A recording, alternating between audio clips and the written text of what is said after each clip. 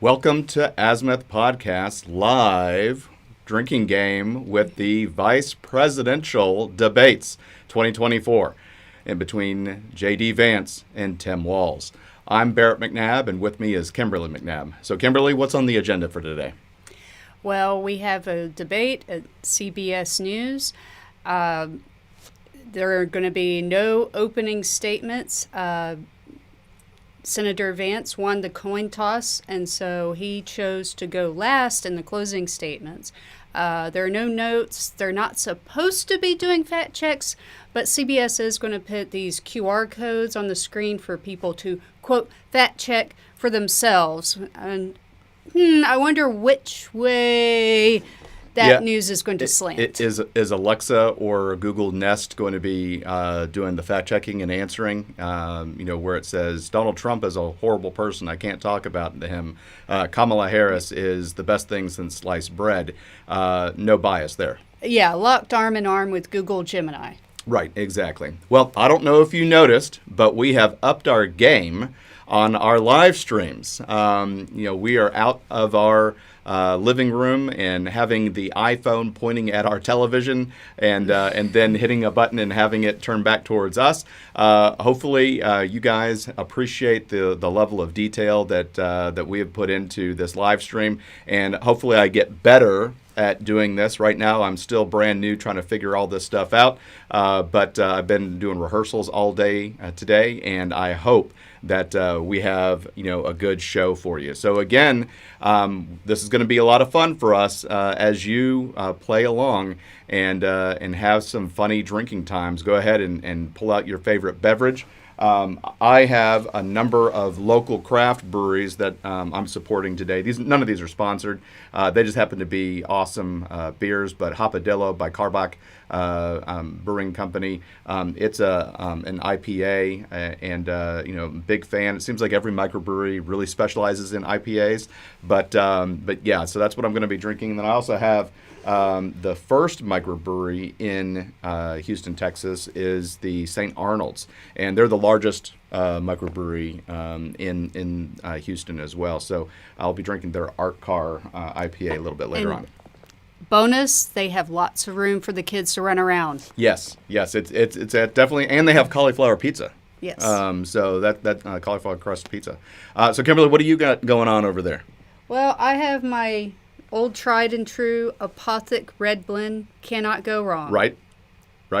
Okay, so enough of that. We're going to be having a good time with each and every one of you. Hopefully you're able to leave some comments. I'm not able to get to all of them because my computer is running the live stream as well. So I'm very appreciative for any comments. Make sure you hit that like button. That gets us out to more people and allows people to come together in this community and just enjoy each other's company. But Kimberly, what are some of the things that you've been doing a lot of research and you came up with a bingo card. What are some of your bingo card squares? Well, one of my favorites is, like a good neighbor, COVID hotline is there. Okay, yeah. Referencing Tampon Tim's dictator-like COVID lockdowns, even to the point where there's video footage on Twitter of people being shot at with paintball guns. That's crazy. Just for sitting out on their porch and talking to their neighbors. And one of the other squares referencing that is Tampon Tim being outed as a paintball enthusiast. Okay. Let's see. Of course, there's eating the dogs. They're eating the cats. I made one. Walz does the horse kick, which is weird. Right. Yep. Those are good. Those are really good. Now, you did a lot of research on what each of the candidates is going to be talking about, and I think you have a piece of paper right there. Yeah, well, we will not be surprised at all if Governor Walz directs aim at Trump and tries to make that because, like Kennedy said himself, who needs policy when you have Trump to hate? So I will not be surprised at all if he takes every opportunity to shoot fire that way. So, you may think, why does this matter? VP debates don't matter. They never turned the election. You may hear a quip here and there. But Axelrod, who advised Obama, tweeted out earlier today, VP debates are often of little note. This one will be different. Trump is close to 80, a bit addled and still riddled by legal problems. So there is more than a trivial chance that if Trump is elected, Vance will become POTUS.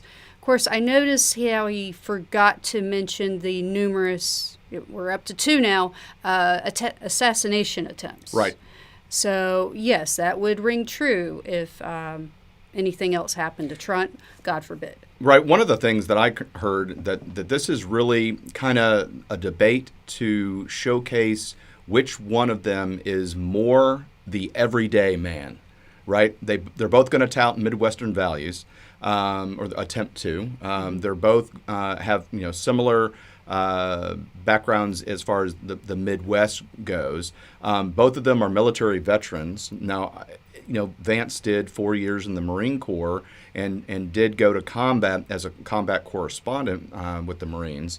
Walz, Governor Walz, he did 24 years in the Minnesota National Guard, but had a couple of slip-ups where he kind of embellished his record, saying that he retired as a command sergeant major when in reality he retired as a master sergeant.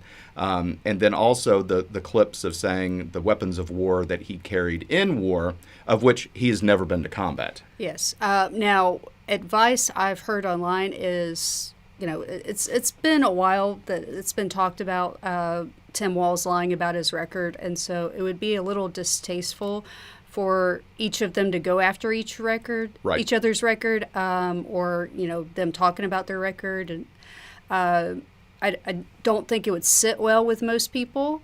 And like I said, it's been talked about a little ad nauseum at this point, whichever way you view either candidate.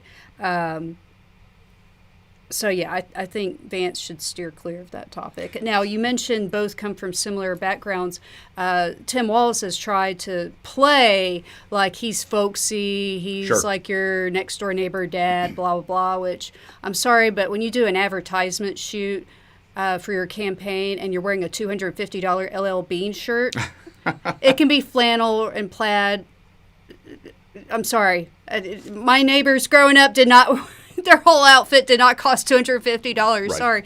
And, someone commented on a podcast earlier today how, Vance, he left his rural roots behind and went to Yale, and now he has the fancy suits and, the beard trimmed just right and whatever, and he can come off as slick. I'm sorry. The second someone says mama, you don't say that. Coming from You're not the trying city. to be slick. That's going to ruin the $5,000 suit. Right. Like, people will call balls and strikes on that one. Right. Well, one of the things that I think is going to be interesting is some of the pop culture that has kind of taken this campaign by storm. Some of the Haitians eating cats and things like that obviously came out at the national debate stage in between Harris and Trump, and it just JD has a great sense of humor, and he clearly says, it's all in good fun. He made the video of the was it the South Carolina Miss Teen USA, and it was just this rambling mess of an answer to a question, and he said, look, I found Kamala Harris's debate prep, and people said, well, that's so mean, you should apologize. But seriously, play them side by side. Yeah, but that's so mean, you should apologize. And he's like, I'm not apologizing for what clearly was a joke. That's not what I'm apologizing for. And then most recently, JD was trying to talk about the price of groceries and saying, gosh, my kids pointed eggs and I want eggs, and each of them eat 8 eggs a day, and so then an MSNBC anchor actually did the math and said, so your children eat 3 dozen eggs per week, blah, blah. And JD responded like, clearly you missed the hyperbole of my statement. And so people seem to hang on every word and just try and cherry pick things. So we'll see if he can put some of this to rest tonight. Yes. So some potential weaknesses. Walz may go after J.D. Vance's short amount of experience. He's been a senator for 2 years, but that's an easy thing to shoot down. Obama was some community leader, and then he was a first-term senator, and then he went on to become president. So that's an easy shoot down. And then, good God, I mean, Joe Biden was in office for 50 years. Way more destructive than Obama ever Being a could politician be. for a really long time doesn't necessarily be is that as a good thing. Yeah, exactly. Now, Vance did bash Trump for quite a while, so that is a potential target for Walz. I think whenever Vance needs to be prepared for that. They talk about flip-flopping, like Kamala Harris has changed her position. That's going to be an instant segue into Walz attacking JD for being anti-Trump in the beginning. Now, one of the things that I read is that in Walz's debate prep, he is not going to focus on his time as a congressman and his time as a governor. He's going to more focus his time as a teacher and an assistant football coach in order to make him, more appealing to that middle class. And how do you think something like that's going to play out? It may play out well. I don't know enough about his teaching career. I mean, other than that it was long. Right. Or his assistant football coach career, which everyone just calls him coach, which implies that he was the full head-on coach. Like, no, calm down, Haas. You're just an assistant coach. Right. So, Vance is going to have to break the veneer on that. But, if he were to attack Vance on not having a lot of experience in government, then why wouldn't he play his record as governor and as a congressperson?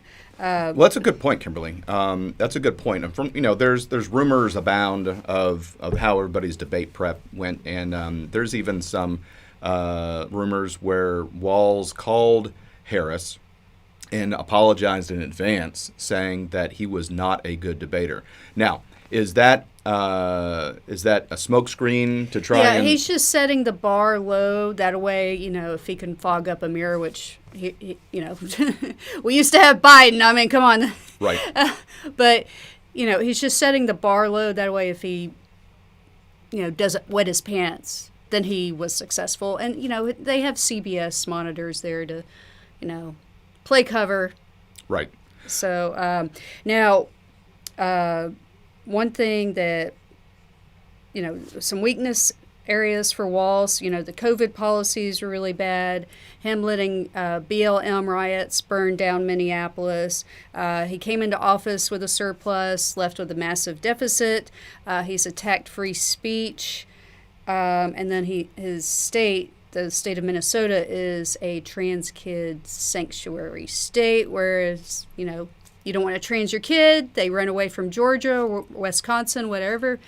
They can go to Minnesota, and so much for minding your own damn business, as he likes to say. And some of the law, they can take away your children, right? Yeah, if you don't agree. If that kid hits Minnesota soil, they're theirs. Right. Well, let's go ahead and go over to Fox News, and we're going to do a side-by-side, and then once the actual, so we'll listen to a little bit of commentary, but once the actual debate switches, we'll switch into a main camera view of that debate.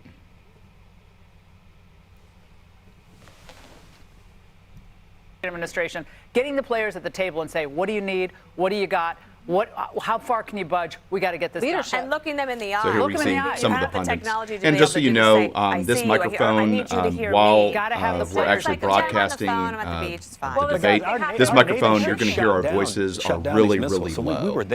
So we won't try and interrupt as much as possible because it's not going to be a lot of good commentary while we're on. But during commercial breaks, we'll make sure we cut what's back. going on the ground. And I think Trump has that edge, to Jesse's point. 20 seconds, Britt. What does each man have to do? Well, each man has to identify the flaws in the other, not the other vice presidential candidate, but in their running mates, like as I him. said earlier, and that's what these things are always about, because there's not a lot of history of vice presidential candidates making that big difference on election day, and there's even less of vice presidential debates. But each candidate can score some points for the person that they're running with, and that's what this is about. All right, two vice presidential candidates set to battle it out in the Big Apple moments from now. Tim Walz and J.D. Vance, stand by. All right. Good evening. I'm Brett Baer. It is now or never. 5 weeks until Election Day. Yes, we are waiting for the debate to get started. You've got Ohio Senator J.D. Vance, who is on the Trump ticket, and Minnesota Governor Tim Walz. They're going to come to face in just a few moments, as there is a very active backdrop in America for issues for them to deal with tonight. It is the CBS vice presidential debate begins in moments. Thanks for watching it here with us on Fox News. Tonight's matchup comes as the U.S. faces escalating crises here at home and abroad, from the devastation of a Hurricane Helene, to Iran's unprecedented strikes into Israel. All of that weighing heavily on the campaigns and the stage tonight. So the running mates share a Midwestern background, and they are expected to lay out starkly opposing views on several key issues. We're going to see how it all plays out on that debate stage. Stay with us for post-game analysis, of course, and reaction afterwards. Debate. Good evening, I'm Nora O'Donnell, and thank you for joining us for tonight's CBS News Vice Presidential Debate. We want to welcome our viewers on CBS, on other networks here in the U.S. and around the world. We have a consequential night ahead, and our focus is the issues that matter to you, the voter. Let's introduce the candidates. Minnesota's Democratic Governor Tim Walz and Ohio's Republican Senator J.D. Vance, tonight meeting for the first time. So it looks like there was no handshaking. I'm Margaret going Brennan. on. In Oh, order there it to is. have Okay, a they just happened to thoughtful show them. and civil debate, these are the rules that both campaigns have agreed to. Questions will be directed at one candidate, who will have 2 minutes to respond. The other candidate will be allowed 2 minutes for rebuttal. Then each candidate will get another minute to make further points, with an additional 1 minute each at the discretion of the moderator. The primary role of the moderators is to facilitate the debate between the candidates, enforce the rules, and provide the candidates with the opportunity to fact-check claims made by each other. CBS News reserves the right to mute the candidates' microphones to maintain decorum. We have not shared the questions or topics with the campaigns. The stage is set. Governor, Senator, thank you for joining us. Let's get started. Tonight, our country is facing several unfolding crises. The Middle East is on the brink of war. Americans are suffering from the catastrophic impact of Hurricane Helene, and now a labor strike as 25,000 dock workers from Maine to Texas are picketing. We're going to begin tonight with the Middle East. Margaret. Thank you, Nora. Earlier today, Iran launched its largest attack yet on Israel, but that attack failed, thanks to joint U.S. and Israeli defensive action. President Biden has deployed more than 40,000 U.S. military personnel and assets to that region over the past year to try to prevent a regional war. Iran is weakened, but the U.S. still considered it the largest state sponsor of terrorism in the world, and it has drastically reduced the time it would take to develop a nuclear weapon. It is down now to 1 or 2 weeks' time. Governor Walz, if you were the final voice in the Situation Room, would you support or oppose a preemptive strike by Israel on Iran? You have 2 minutes. Well, thank you, and thank you for those joining at home tonight. Let's keep in mind where this started. October 7th, Hamas terrorists massacred over 1,400 Israelis and took prisoners. Israel's ability to be able to defend itself is absolutely fundamental. Getting its hostages back, fundamental, and ending the humanitarian crisis in Gaza. But the expansion of Israel and its proxies is an absolute fundamental necessity for the United States to have the steady leadership there. You saw it experienced today, where along with our Israeli partners and our coalition, able to stop the incoming attack. But what's fundamental here is that steady leadership is going to matter. It's clear, and the world saw it on that debate stage a few weeks ago. A nearly 80-year-old Donald Trump talking about crowd sizes is not what we need in this moment. But it's not just that. It's those that were closest to Donald Trump that understand how dangerous he is when the world is this dangerous. His chief of staff, John Kelly, said that he was the most flawed human being he'd ever met. And both of his secretaries of defense and his national security advisors said he should be nowhere near the White House. Now, the person closest to them, Donald Trump, said he's unfit for the highest office. That was Senator Vance. What we've seen out of Vice President Harris is we've seen steady leadership. We've seen a calmness that is able to draw on the coalitions to bring them together. Understanding that our allies matter. When our allies see Donald Trump turn towards Vladimir Putin, turn towards North Korea, when we start to see that type of fickleness around holding the coalitions together, we will stay committed. And as the Vice President said today we will protect our forces and our allied forces, and there will be consequences. Governor, your time is up. Senator Vance, the same question. Would you support or oppose a preemptive strike by Israel on Iran? You have 2 minutes. So, Margaret, I want to answer the question. First of all, thanks, Governor. Thanks to CBS for hosting the debate. And thanks, most importantly, to the American people who are watching this evening and caring enough about this country to pay attention to this vice presidential debate. I want to answer the question, but I want to actually give an introduction to myself a little bit because I recognize a lot of Americans don't know who either one of us are. I was raised in a working-class family. My mother required food assistance for periods of her life. My grandmother required Social Security help to raise me, and she raised me in part because my own mother struggled with addiction for a big chunk of my early life.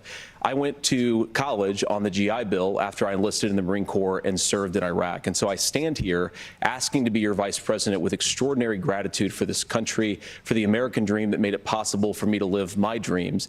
And most importantly, I know that a lot of you are worried about the chaos in the world and the feeling that the American dream is unattainable. I want to try to convince you tonight over the next 90 minutes that if we get better leadership in the White House, if we get Donald Trump back in the White House, the American dream is going to be attainable once again. Now, to answer this particular question, we have to remember that as much as Governor Walz just accused Donald Trump of being an agent of chaos, Donald Trump actually delivered stability in the world, and he did it by establishing effective deterrence. People were afraid of stepping out of line. Iran, which launched this attack, has received over $100 billion in unfrozen assets thanks to the Kamala Harris administration. What do they use that money for? They use it to buy weapons that they're now launching against our allies, and God forbid, potentially launching against the United States as well. Donald Trump recognized that for people to fear the United States, you needed peace through strength. They needed to recognize that if they got out of line, the United States global leadership would put stability and peace back in the world. Now, you asked about a preemptive strike, Margaret, and I want to answer the question. Look, it is up to Israel what they think they need to do to keep their country safe, and we should support our allies wherever they are when they're fighting the bad guys. Honestly, it's no I think longer that's the right approach to take with the preemptive Israel strike. question. It would now be retaliatory Thank you, strikes. Senator. Governor Walz, do you care to respond to any of the allegations? Well, look, Donald Trump was in office. We'll sometimes hear a revisionist history, but when Donald Trump was in office, it was Donald Trump who we had a coalition of nations that had boxed Iran's nuclear program in, the inability to advance it. Donald Trump pulled that program and put nothing else in its place. So Iran is closer to a nuclear weapon than they were before because of Donald Trump's fickle leadership. And when Iran shot down an American aircraft in international airspace, Donald Trump tweeted, because that's the standard diplomacy of Donald Trump. And when Iranian missiles did fall near U.S. troops and they received traumatic brain injuries, Donald Trump wrote it off as headaches. Look, our allies understand that Donald Trump is fickle. He will go to whoever has the most flattery or where it makes sense to him. Steady leadership like you witnessed today, like you witnessed in April. Both Iranian attacks were repelled.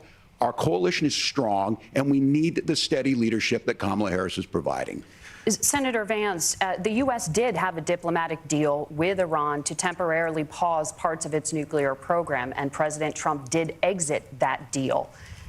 He recently said, just 5 days ago, the U.S. must now make a diplomatic deal with Iran because the consequences are impossible. Did he make a mistake? You have 1 minute. Well, first of all, Margaret, diplomacy is not a dirty word, but I think that's something that Governor Walz just said is quite extraordinary. You yourself just said Iran is as close to a nuclear weapon today as they have ever been. And Governor Walz, you blame Donald Trump. Who has been the vice president for the last 3.5 years? And the answer is your running mate, not mine. Donald Trump consistently made the world more secure. Now, we talk about what the sequence of events that led us to where we are right now, and you can't ignore October the 7th, which I appreciate Governor Walz bringing up. But when did Iran and Hamas and their proxies attack Israel? It was during the administration of Kamala Harris. So Governor Walz can criticize Donald Trump's tweets, but effective, smart diplomacy and peace through strength is how you bring stability back to a very broken world. Donald Trump has already done it once before. Ask yourself at home, when was the last time, I'm 40 years old, when was the last time that an American president didn't have a major conflict break out? The only answer is during the 4 years that Donald Trump was president. Gentlemen, we have a lot to get to. Nora? Margaret, thank you. Let's turn now to Hurricane Helene. The storm could become one of the deadliest on record. More than 160 people are dead and hundreds more are missing. Scientists say climate change makes these hurricanes larger, stronger, and more deadly because of the historic rainfall. Senator Vance, according to CBS News polling, 7 in 10 Americans and more than 60% of Republicans under the age of 45 favor the U.S. taking steps to try and reduce climate change. Senator, what responsibility would the Trump administration have to try and reduce the impact of climate change? I'll give you 2 minutes. Sure. So first of all, let's start with the hurricane, because it's an unbelievable, unspeakable human tragedy. Sorry about the I just noise. saw today actually a photograph of 2 grandparents on a roof with a 6-year-old child, and it was the last photograph ever taken of them because the roof collapsed and those innocent people lost their lives. And I'm sure Governor Walz joins me in saying our hearts go out to those innocent people, our prayers go out to them, and we want as robust and aggressive as a federal response as we can get to save as many lives as possible, and then of course afterwards to help the people in those communities rebuild. I mean, these are communities that I love. Some of them I know very personally in Appalachia, all across the Southeast. They need their government to do their job, and I commit that when Donald Trump is president again, the government will put the citizens of this country first when they suffer from a disaster. Now, Nora, you asked about climate change. I think this is a very important issue. Look, a lot of people are justifiably worried about all these crazy weather patterns. I think it's important for us, first of all, to say Donald Trump and I support clean air, clean water. We want the environment to be cleaner and safer. But one of the things that I've noticed some of our Democratic friends talking a lot about is a concern about carbon emissions, this idea that carbon emissions drives all of the climate change. Well, let's just say that's true, just for the sake of argument, so we're not arguing about weird science. Let's just say that's true. Well, if you believe that, what would you want to do? The answer is that you'd want to reshore as much American manufacturing as possible, and you'd want to produce as much energy as possible in the United States of America, because we're the cleanest economy in the entire world.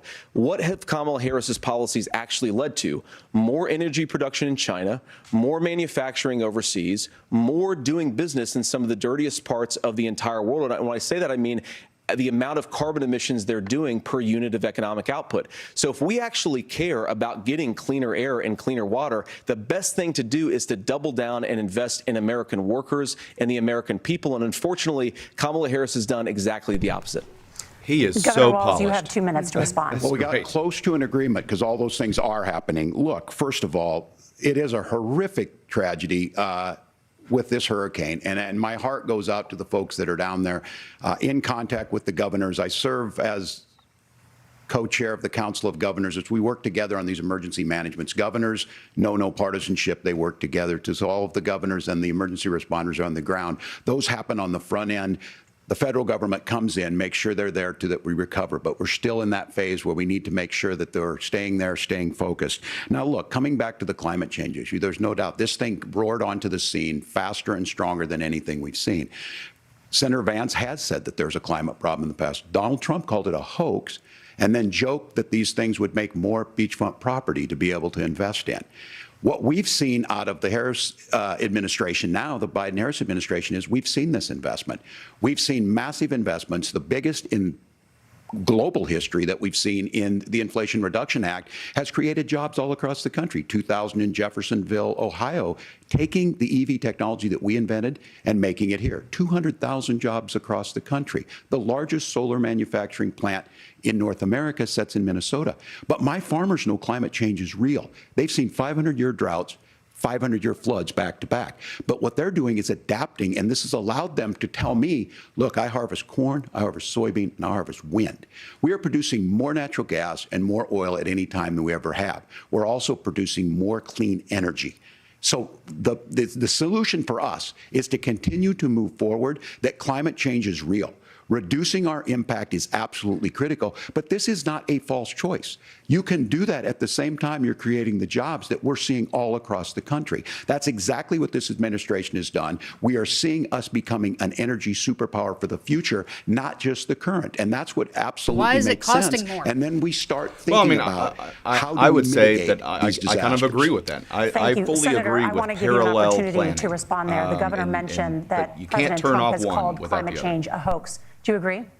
Well, look, what the president has said is that if the Democrats, in particular Kamala Harris and her leadership, if they really believe that climate change is serious, what they would be doing is more manufacturing and more energy production in the United States of America, and that's not what they're doing. So clearly, Kamala Harris herself doesn't believe her own rhetoric on this. If she did, she would actually agree with Donald Trump's energy policies. Now, something Governor Walz said I think is important to touch upon, because when we talk about clean energy, I think that's a slogan that often the Democrats will use here. And I'm talking, of course, about the Democratic leadership. And the real issue is that if you're spending hundreds of millions or even billions of dollars of American taxpayer money on solar panels that are made in China, number one, you're going to make the economy dirtier. We should be making more of those solar panels here in the United States of America. Some of them are, Tim, but a lot of them are being made overseas in China, especially the components that go into those solar panels. So if you really want to make the environment cleaner, you've got to invest in more energy production. We haven't built a nuclear facility, I think, one in the past 40 years. Senator. Natural gas, we got to invest more in it.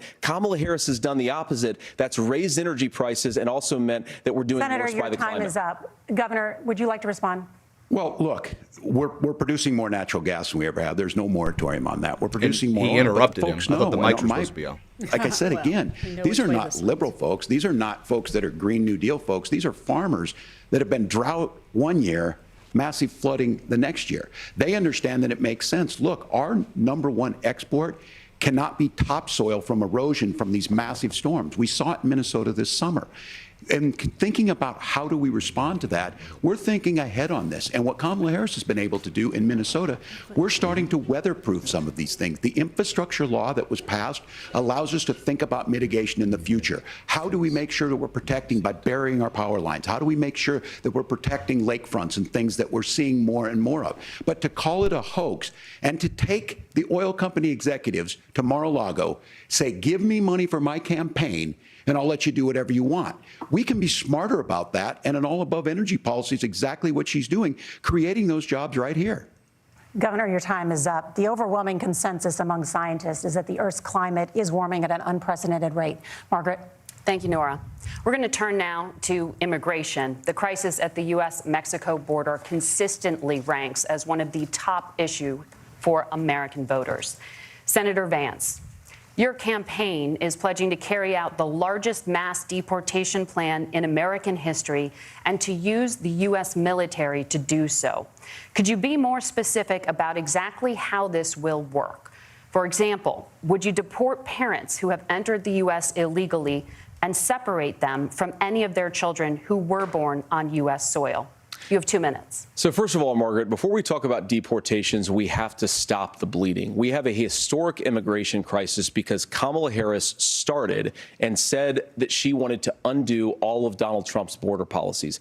94 executive orders suspending deportations, decriminalizing illegal aliens, massively increasing the asylum fraud that exists in our system. That has opened the floodgates. And what it's meant is that a lot of fentanyl is coming into our country.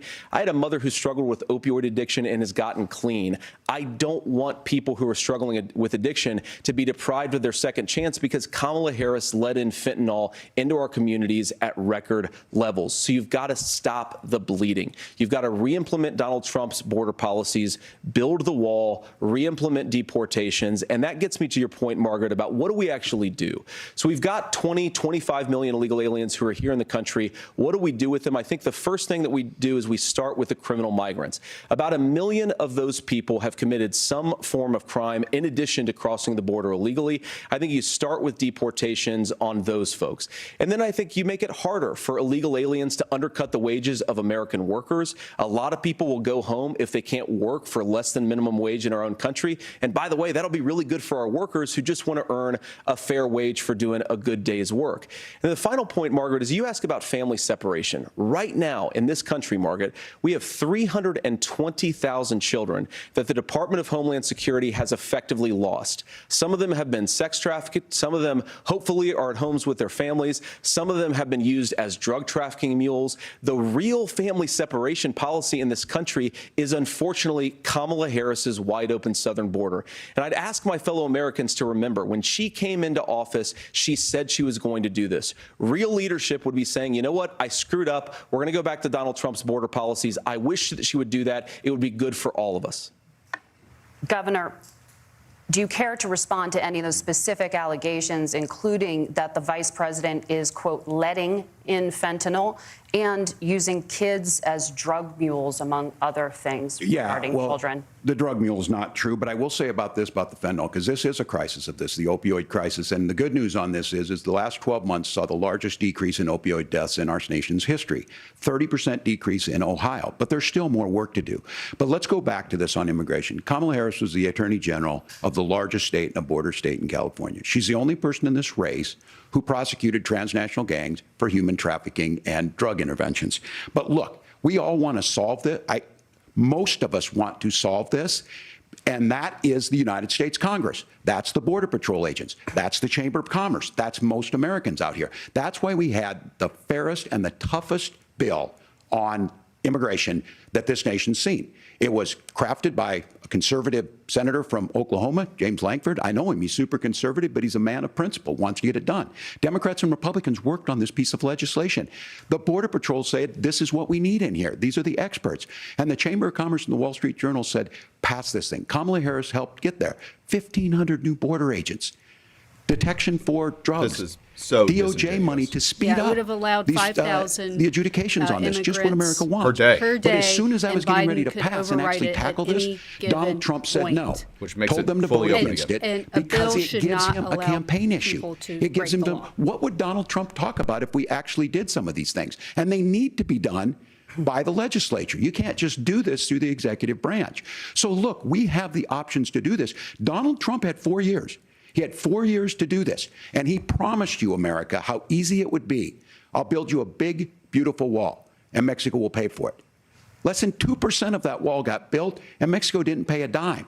But here we are again. Congress fought him tooth and nail. Because everybody fought him tooth and nail, lawsuit after lawsuit after lawsuit. And telling him what he was going to do. As far as the deportation plan, at one point, Senator Vance said it was so unworkable to be laughable. So that's where we're at. Pass the bill, she'll sign it. Governor, your time is up. Senator, the question was, will you separate parents from their children, even if their kids are U.S. citizens? You have 1 minute. Margaret, my point is that we already have massive child separations thanks to Kamala Harris's open border. And I didn't accuse Kamala Harris of inviting drug mules. I said that she enabled the Mexican drug cartels to operate freely in this country. And we know that they use children as drug mules. And it is a disgrace, and it has to stop. Look, I think what Tim said just doesn't pass the smell test. For 3 years, Kamala Harris went out bragging that she was going to undo Donald Trump's border policy. She did exactly that. We had a record number of illegal crossings. We had a record number of fentanyl coming into our country. And now that she's running for president, or a few months before, she says that somehow she got religion and cared a lot about a piece of legislation. The only thing that she did when she became the vice president, when she became the appointed border czar, was to undo 94 Donald Trump executive actions that opened the border. This problem is leading to massive problems in the United States of America. Parents who can't afford health care, schools schools that are overwhelmed. It's got to stop, and it will when Donald Trump is president again. Senator, your time is up. Governor, what about our CBS News polling, which does show that a majority of Americans, more than 50%, support mass deportations? Look, we fix this issue with a bill that is necessary, but the issue on this is what happens when you don't want to solve it. You demonize it. And we saw this, and Senator Vance, and it surprises me on this, talking about and saying, I will create stories to bring attention to this. That vilified a large number of people who were here legally in the community of Springfield. The Republican governor said, it's not true, don't do it. There's consequences for this. There's consequences. We could come together. Senator Langford did it. We could come together and solve this if we didn't let Donald Trump continue to make it an issue. And the consequences in Springfield were the governor had to send state law enforcement to escort kindergartners to school. I believe Senator Vance wants to solve this, but by standing with Donald Trump and not working together to find a solution, it becomes a talking point. And when it becomes a talking point like this, we dehumanize and villainize other human beings. Tim, Governor, your time is up. Senator, I'll give you 1 minute, but let me just ask you the question first. The governor has made the point, and I think as a sitting lawmaker, you know that Congress controls the purse strings and any funding. So you have said repeatedly that Donald Trump would, through executive action, solve this. Do you disagree that Congress controls the purse strings and would need to support many of the changes that you would actually want to implement? You have 1 minute. Look, Margaret, first of all, the gross majority of what we need to do at the southern border is just empowering law enforcement to do their job. I've been to the southern border more than our borders are. Kamala Harris has been.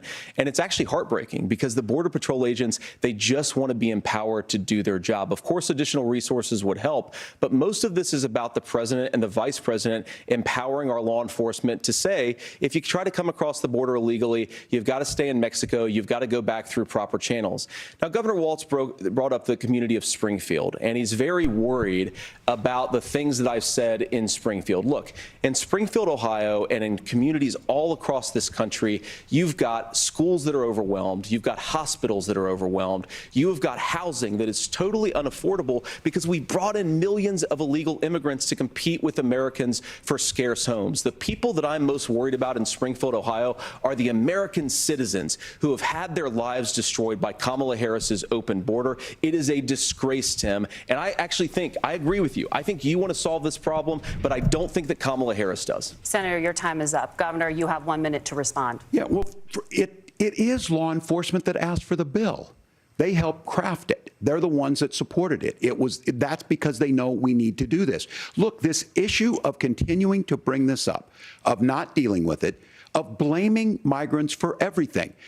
On housing, we could talk a little bit about Wall Street speculators buying up housing and making them less affordable, but it becomes a blame. Look, this bill also gives the money necessary to adjudicate. I agree. It should not take 7 years for an asylum claim to be done. This bill gets it done in 90 days. Then you start to make a difference in this, and you start to adhere to what we know, American principles. Look, I don't talk about my faith a lot, but Matthew 25:40 talks about to the least amongst us you do unto me. I think that's true of most Americans. They simply want order to it. This bill does it. It's funded. It's supported by the people who do it, and it lets us keep our dignity about how we treat other people. Thank you, Governor. And just to clarify for our that's what I'm saying. Springfield, Ohio does you got to have take a the large good number parts of the of bill Haitian migrants and who pass have legal those, status, and the bad parts, like the 5,000, move it out. But they keep trying to cram the whole thing It's in. important bill because should Turn out of the economy. Thank you. Margaret, the rules were that The you guys economy- weren't going to fact check. And since you're fact checking me, I think it's important to say what's actually going on. So there's an application called the CBP One app where you can go on as an illegal migrant, apply for asylum or apply for parole, and be granted legal status at the wave of a Kamala Harris open border wand. That is not a person coming in, applying for a green card and waiting for 10 years. That is the facilitation of illegal immigration, Margaret, by our own Thank you, Senator, for leadership. describing the legal process. Kamala We have so much to get to, Senator. Those laws have been on the books since 1990. Thank you, gentlemen. The we want to have One app has not been on the books since 1990. It's something that Kamala Harris created, Margaret. Gentlemen, The audience can't hear you because your mics are cut. We have so much we want to get to. Thank you for explaining the legal process. Nora. Thank you, Margaret.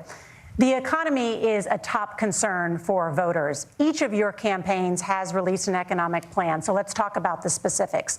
Governor Walz, Vice President Harris unveiled a plan that includes billions in tax credits for manufacturing, housing, and a renewed child tax credit. The Wharton School says your proposals will increase the nation's deficit by $1.2 trillion. How would you pay for that without ballooning the deficit? Governor, I'll give you 2 minutes. Yeah, thank you. And Kamala Harris and I do believe in the middle class because that's where we come from. We both grew up in that. We understand. So those of you out there listening tonight, you're hearing a lot of stuff back and forth, and it's good. It's healthy. That's what this is supposed to happen. You should be listening. How's this going to impact me? The bold forward plan that Kamala Harris put out there is talking about this housing issue. The one thing is there's 3 million new houses proposed under this plan with down payment assistance on the front end to get you in a house. A house is much more than just an asset to be traded somewhere. It's foundational to where you're at. And then making sure that the things you buy every day, whether they be prescription drugs or other things, that there's fairness in that. Look, the $35 insulin is a good thing, but it costs $5 to make insulin. They were charging $800 before this law went into effect. As far as the housing goes, I've seen it in Minnesota. Yes. That 12% more houses in Minneapolis, prices went down on rent 4%. It's working. And then making sure tax cuts go to the middle class. $6,000 child tax credit, we have one in Minnesota, reduces childhood poverty by a third. We save money in the long run, and we do the right thing for families. And then getting businesses off the ground. The law as it stands right now is $5,000 tax credit for small business, increasing that to $50,000. Now, this is a philosophical difference between us. Donald Trump made a promise, and I'll give you this. He kept it. He took folks to Mar-a-Lago, said, you're rich as hell, I'm going to give you a tax cut. He gave the tax cuts that predominantly went to the top class. What happened there was an $8 trillion increase in the national debt, the largest ever. Now he's proposing a 20% consumption or sales tax on everything we bring in. Everyone agrees, including businesses, it would be destabilizing it, it would increase inflation and potentially lead to a recession. Look, this is simple for you. Where are we going? Kamala Harris has said to do the things she wants to do, we'll just ask the wealthiest to pay their fair share. When you do that, our system works best, more people are participating in it, and folks have the things that they need. Senator, I want to give you a moment to respond on that. But similarly, the Wharton School has done an analysis of the Trump plan and says it would increase the nation's deficit by $5.8 trillion. My question is the same for you. How do you pay for all that without ballooning the deficit? I'll give you 2 minutes. Well, first of all, you're going to hear a lot from Tim Walz this evening, and you just heard it in the answer, a lot of what Kamala Harris proposes to do. And some of it, I'll be honest with you, it even sounds pretty good. Here's what you won't hear, is that Kamala Harris has already done it. Because she's been the vice president for 3.5 years. She had the opportunity to enact all of these great policies, and what she's actually done instead is drive the cost of food higher by 25%, drive the cost of housing higher by about 60%, open the American southern border, and make middle-class life unaffordable for a large number of Americans. If Kamala Harris has such great plans for how to address middle-class problems, then she ought to do them now, not when asking for a promotion, but in the job the American people gave her 3.5 years ago. And the fact that she isn't tells you a lot about how much you can trust her actual plans. Now, Donald Trump's economic plan is not just a plan, but it's also a record. A lot of those same economists attack Donald Trump's plans, and they have PhDs, but they don't have common sense and they don't have wisdom, because Donald Trump's economic policies delivered the highest take-home pay in a generation in this country, 1.5% inflation, and to boot, peace and security all over the world. So when people say that Donald Trump's economic plan doesn't make sense, I say look at the record. He delivered rising take-home pay for American workers. Now that you can afford to live the American dream again. I know a lot of you are struggling. I know a lot of you are worried about paying the bills. It's going to stop when Donald Trump brings back common sense to this country. Governor, do you want to respond to that? What has Kamala Harris done for the middle class? Yeah, well, Kamala Harris's day one was Donald Trump's failure on COVID that led to the collapse of our economy. We were already before COVID in a manufacturing recession, but 10 million people out of work, largest percentage since the Great Depression. 9 million jobs closed on that. That was day one. Whether it was the Infrastructure Act or other things we moved. Now, you made a question about experts, said this. I've made a note of this. Economists can't be trusted. Science can't be trusted. National security folks can't be trusted. Look, if you're going to be president, you don't have all the answers. Donald Trump believes he does. My pro tip of the day is this. If you need heart surgery, listen to the people at the Mayo Clinic in Rochester, Minnesota. Yeah, but unless they're lying to you, all of those national security people lied about the Hunter Biden laptop, and it turned out to be true. They all signed a letter that said it was Russian misinformation, and just to tamp down on it, it turned out that they were all lying, and it was true. There's a way around it, and he's bragged about that. We're just asking for fairness in it. And that's all you want. Award, but Governor, you say trust the experts. But those same experts for 40 years said that if we shipped our manufacturing base off to China, we'd get cheaper goods. They lied about that. They said if we shipped our industrial base off to other countries, to Mexico and elsewhere, it would make the middle class stronger. They were wrong about that. They were wrong about the idea that if we made America less self-reliant, less productive in our own nation, that it would somehow make us better off, and they were wrong about it. And for the first time in a generation, Donald Trump had the wisdom and the courage to say to that bipartisan consensus, we're not doing it anymore. We're bringing American manufacturing back. We're unleashing American energy. We're going to make more of our own stuff. And this isn't just an economic issue. I mean, I've got 3 beautiful little kids at home, 7, 4, and 2, and I love them very much, and I hope they're in bed right now. But look, so many of the drugs, the pharmaceuticals that we put in the bodies of our children are manufactured by nations that hate us. This has to stop, and we're not going to stop it by listening to experts. We're going to stop it by listening to common sense wisdom, which is what Donald Trump governed on. Senator, your time is up. Governor Walz, can you address that? I mean, voters say they trust Donald Trump on the economy more. Why? Well, if you're listening tonight and you want billionaires to get tax cuts, you heard what the numbers were. Look, tax cuts help I'm a the union lower guy class more. on this. Yes. I'm not a guy who wanted to ship things overseas, but I understand that, look, we produce soybeans and corn. We need to have fair trading partners. That's something that we believe in. I think the thing that most concerns me on this is Donald Trump was the guy who created the largest trade deficit in American history with China. So the rhetoric is good. Much of what the senator said right there, I'm in agreement with him on this. I watched it happen too. I watched it to my communities, and we talked about that. But we had people undercutting the right to collectively bargain. We had right to work states made it more difficult. We had companies that were willing to ship it over, and we saw people profit. Folks that are venture capital in some cases, putting money into companies that were overseas.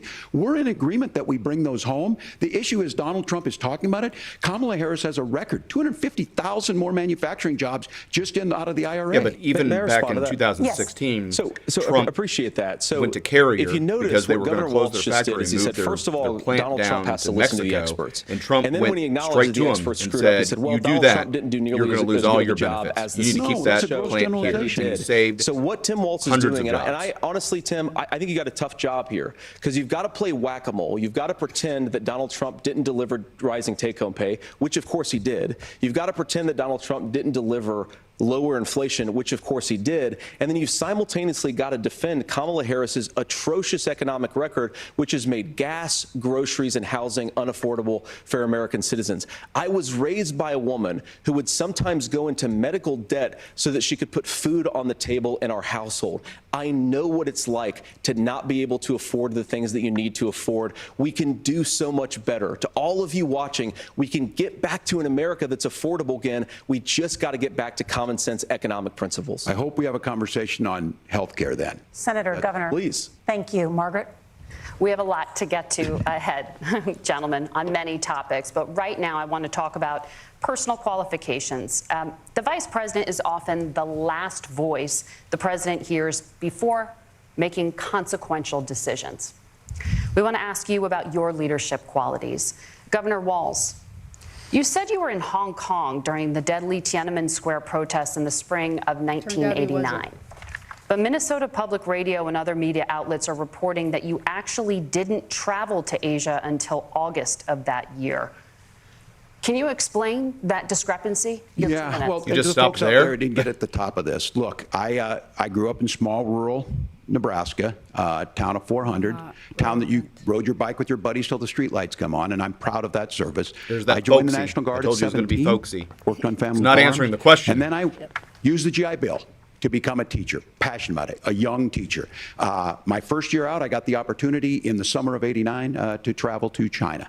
35 years ago, be able to do that. I came back home and then started a program to take young people there. We would take basketball teams, we would take baseball teams, we would take dancers, and we would go back and forth to China. The issue for that was to try and learn. Now, look, my community knows who I am. They saw where I was at.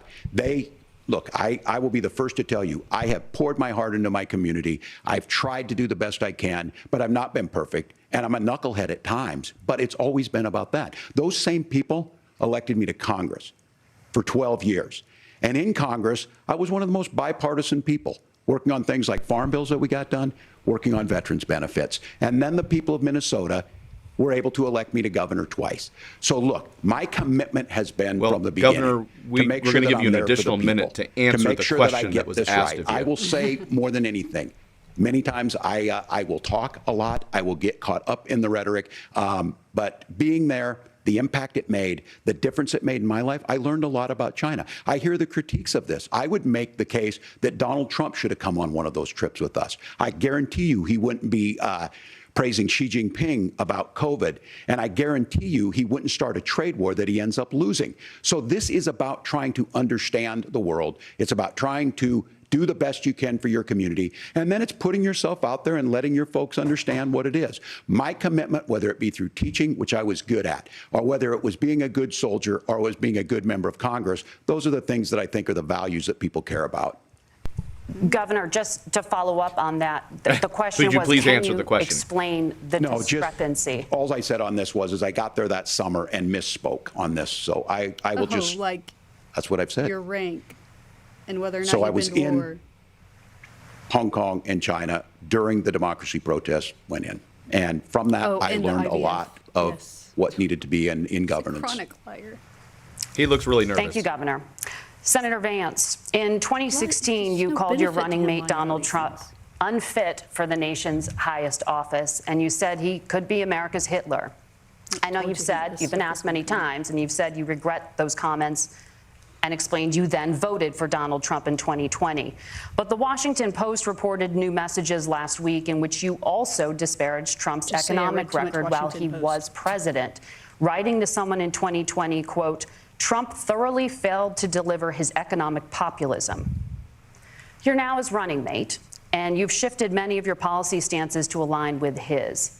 If you become vice president, why should Americans trust that you will give Donald Trump the advice he needs to hear and not just the advice he wants to hear?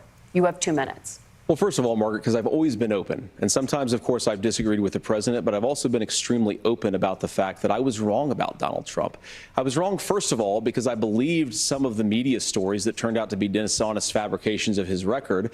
But most importantly, Donald Trump delivered for the American people. Rising wages, rising take-home pay, an economy that worked for normal Americans, a secure southern border, a lot of things, frankly, that I didn't think he'd be able to deliver on. And yeah, when you screw up, when you misspeak, when you get something wrong and you change your mind, you ought to be honest with the American people about it. It's one of the reasons, Margaret, why I've done so many interviews is because I think it's important to actually explain to the American people where I come down on the issues and what changed. Now, you pointed out the messages from 2020. Margaret, I've been extremely consistent that I think there were a lot of things that we could have done better in the Trump administration the first round if Congress was doing its job. I strongly believe, and I've been a United States Senator, that Congress is not just a high-class debating society. It's not just a forum for senators and congressmen to whine about problems. It's a forum to govern. So there were a lot of things on the border, on tariffs, for example, where I think that we could have done so much more if the Republican Congress and the Democrats in Congress had been a little bit better about how they govern the country. They were so obsessed with impeaching Donald Trump, they couldn't actually govern. And I want to talk about this tariff issue in particular, Margaret, because Tim just accused this of being a national sales tax. Look, the one thing, and you're probably surprised to hear me praising Joe Biden, but the one thing that Joe Biden did is he continued some of the Trump tariffs that protected American manufacturing jobs. And it's the one issue, the most pro-worker part of the Biden administration, it's the one issue where Kamala Harris has run away from Joe Biden's record. Think about this. If you're trying to employ slave laborers in China at $3 a day, you're going to do that and undercut the wages of American workers unless our country stands up for itself and says you're not accessing our markets unless you're paying middle-class Americans a fair wage. Senator, your time is up. Nora? Thank you. Now to the issue of reproductive rights. Governor Walz, after Roe versus Wade was overturned, you signed a bill into law that made Minnesota one of the least restrictive states in the nation when it comes to abortion. Former President Trump said in the last debate that you believe abortion, quote, in the 9th month is absolutely fine. Yes or no? Is that what you support? I'll give you 2 minutes. That's not what the bill says, but look, this issue is what's on everyone's mind. Donald Trump put this all into motion. He brags about how great it was that he put the judges in and overturned Roe versus Wade, 52 years of personal autonomy. And then he tells us, oh, we send it to the states. It's a beautiful thing. Amanda Zaworski would disagree with you on it's a beautiful thing. A young bride in Texas waiting for their child at 18 weeks. She has a complication, a tear in the membrane. She needs to go in. The medical care at that point needs to be decided by the doctor. And that would have been an abortion. But in Texas, that would have put them in legal jeopardy. She went home, got sepsis, nearly dies, and now she may have difficulty having children. Or in Kentucky, Hadley Duvall, a 12-year-old child raped and impregnated by her stepfather.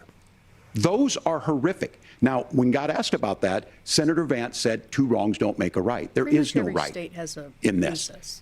So in Minnesota, what we did was restore Roe versus Wade. There are states we that made don't sure have that it, we and I put think that should women be in charge of their health care. But look, this is not where, if you don't know Amanda or a Hadley, you soon will. Their Project 2025 is going to have a registry of pregnancies. It's going to make it more difficult, if not impossible, to get contraception and limit access, if not eliminate access to infertility treatments. For so many of you out there listening, me included, to be clear, I'll do a fact check for there. Donald Trump That's has nobody disavowed else's Project business, 2025. but those things are being proposed. Multiple times, And multiple the catch-all on interviews. this So is, there's well, the states Azimuth will Podcast decide fact check. What's right for Texas might not be right for Washington.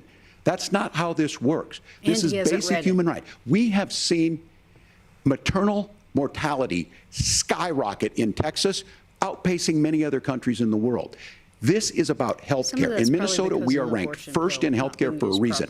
We trust women. We trust doctors. Senator, do you want to respond to the governor's claim? Will you create a federal pregnancy monitoring agency?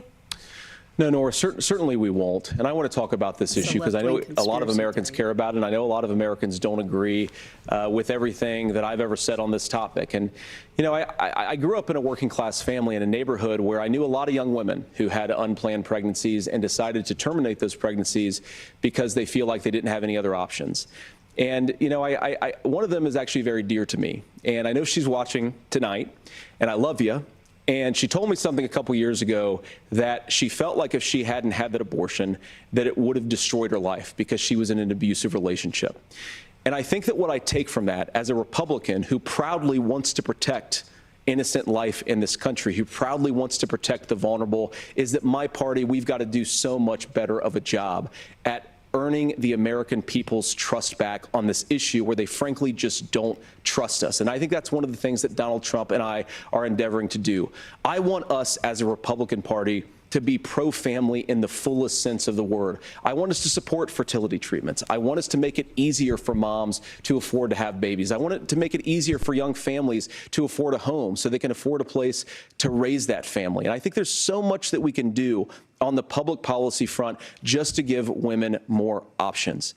Now, of course, Donald Trump has been very clear that on the abortion policy specifically, that we have a big country and it's diverse. And California has a different viewpoint on this than Georgia. Georgia has a different viewpoint from Arizona. And the proper way to handle this, as messy as democracy sometimes is to let voters make these decisions, let the individual states make their abortion policy. And I think that's what makes the most sense in a very big, a very diverse, and let's be honest, sometimes a very, very messy and divided country.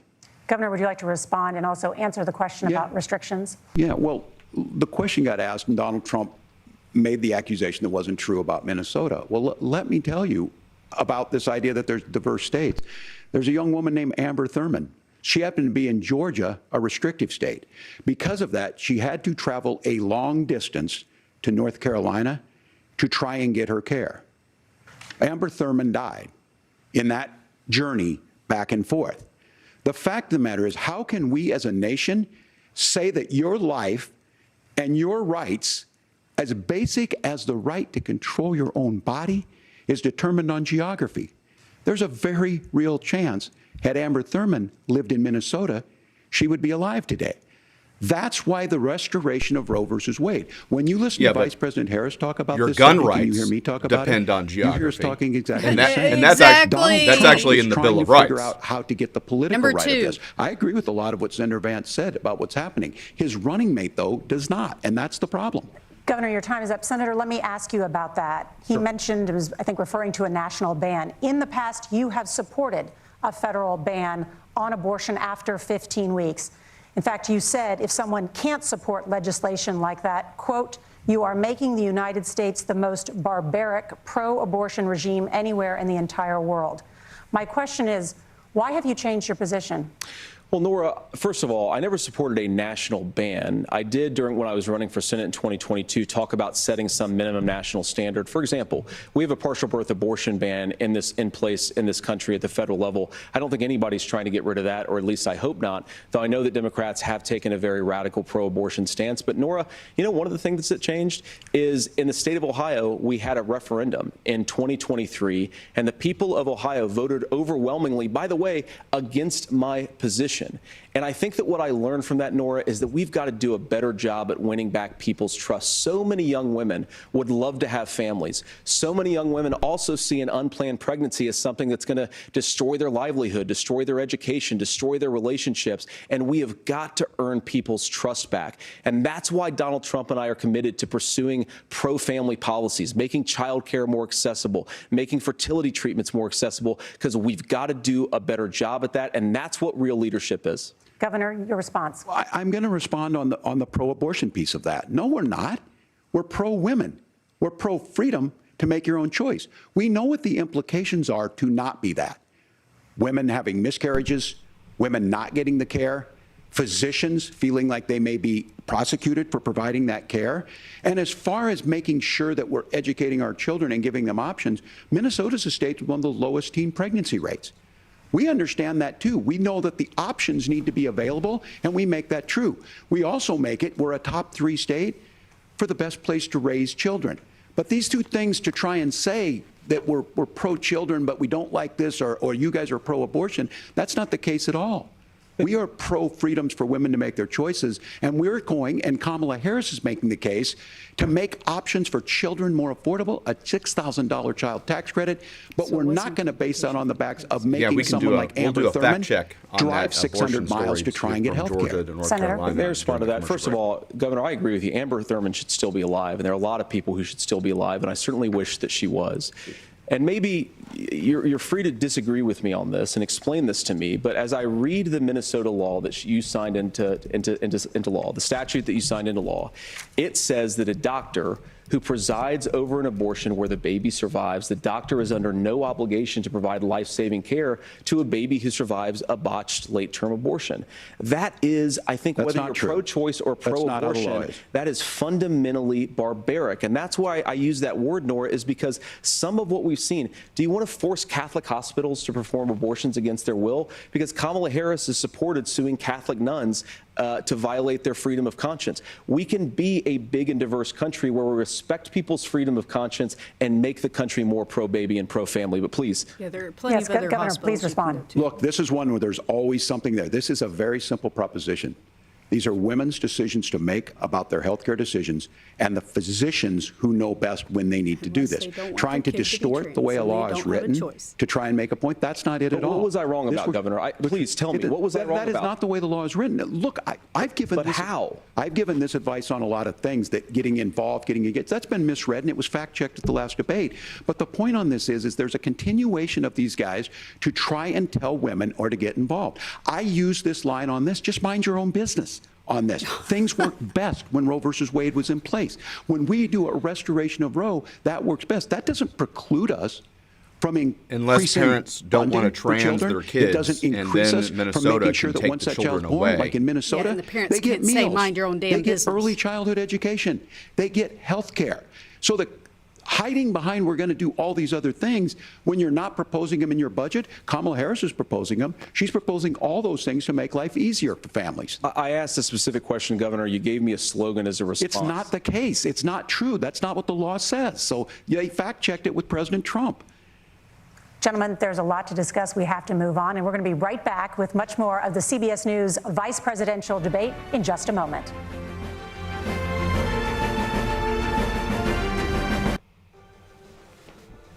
All right. This has been exciting. Yes, it has. So we're going to do. Kimberly has been. We've been looking at stuff. To do our own little fact checking, and Kimberly has found something to fact check about the story from the woman from Georgia to North Carolina. Yes. So now there used to be the surgical abortions.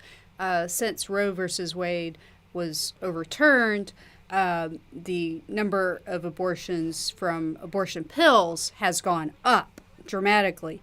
And so the case that he has recited multiple times, Thurman from Georgia died. She bled out trying to go to North Carolina.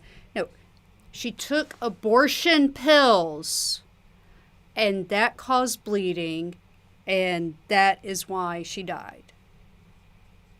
If you have something that is going to make you bleed, which happens during birth, then, yeah, you can bleed out.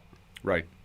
And that's why, I think the abortion pill is supposed to be taken, I'm no expert on that, but, pretty early on. And so, no, I'm 26 weeks or whatever. It's going to cause problems that it's not really meant. It's not meant to be taken in that time frame. And so many women don't have any idea how far along they are. Now, I'm weird. I knew, soon as the sperm hit the egg, I'm like, I'm pregnant. But you cannot run a marathon in every single state without knowing your body and its limits. Right. You can't. But there are women out there that you see these things on TV like, oh, well, I was having some stomach cramps and, I had to go to the hospital and there's a baby. I had no idea I was pregnant. I'm like, what? Yeah, I don't You didn't feel any kicking? Nothing? I definitely don't see that. So how do you think, leave in the comments below how you think Vance is doing. We have some comments already. My opinion, Vance is crushing it. He is absolutely crushing it. Tim Walz looks nervous. Now, he does look look nervous. He's stumbled over some of his answers, especially when he had to get re-asked a question that he danced all around. You said you were in Tiananmen Square in China, but you weren't. Can you explain that? And he went into this giant thing. Well, I'm folksy and this, that, and the other. And then the moderators had to say, I'm so sorry. We're going to give you another minute. I kind of predicted that. You're going to give another minute, and you need to answer the question. And he kind of hemmed and hawed, and while I was in the heat of me making speeches, that would have been an opportunity. That would have been an opportunity for Vance to come back after that next question and talk to him. Well, you have a history of that, carrying weapons in war when I was in war. And so, but he passed. And that just goes to show that he's not, J.D. Vance is not there to insult Tim Walz. Tim Walz keeps trying to egg him on, but he has not taken the bait, and he's prepared. Yeah, I'm praying that he stays above the fray. Like when he was denied entry into the restaurant, what was it, Pennsylvania? Right. That Kamala Harris's campaign was allowed to attend. Yes. And so, he didn't get upset. Most of us, let's be honest, would be upset. Like, hey, I'm here to do business. I'm going to pay bills. People who want to support me are going to order food and pay bills. And they denied him entry, and he stayed calm, cool, collected, paid for any bills that were left behind. Gave an excellent customers. Tip. Excellent tip. No tax on tips. I wrote that on a bill on a receipt the other day. I was like, yes. But classy. Okay, now, here we go. We're going back. Vice presidential debate. We want to turn now to America's gun violence epidemic. The leading cause of death for children and teens in America is by firearms. Senator Vance, you oppose most gun legislation that Democrats claim would curb gun violence. You oppose red flag gun laws and legislation to ban certain semi-automatic rifles, including AR-15s. So let me ask you, earlier this year, for the first time, the parents of a school shooter were convicted of involuntary manslaughter and sentenced to 10 years in prison. Do you think holding parents responsible could curb mass shootings? I'll give you 2 minutes. Yeah, well, Nora, on that particular case, I don't know the full details, but I certainly trust local law enforcement and local authorities to make those decisions. I think in some cases the answer is going to be yes, and in some cases the answer is going to be no. And the details really matter here, of course. For example, if a kid steals a gun, that's going to be different than if a parent hands over a gun knowing that their kid is potentially dangerous. But look, I want to just sort of speak as a father of 3 beautiful little kids, and our oldest is now in 2nd grade. And like a lot of parents, we send our kids to school with such hope and such joy and such pride at their little faces on the first day of school. And we know, unfortunately, that a lot of kids are going to experience this terrible epidemic of gun violence. And of course, our hearts go out to the families that are affected by this terrible stuff. And we do have to do better. And I think that Governor Walz and I actually probably agree that we need to do better on this. The question is just, how do we actually do it? Now, here's something that really bothers me and worries me about this epidemic of violence.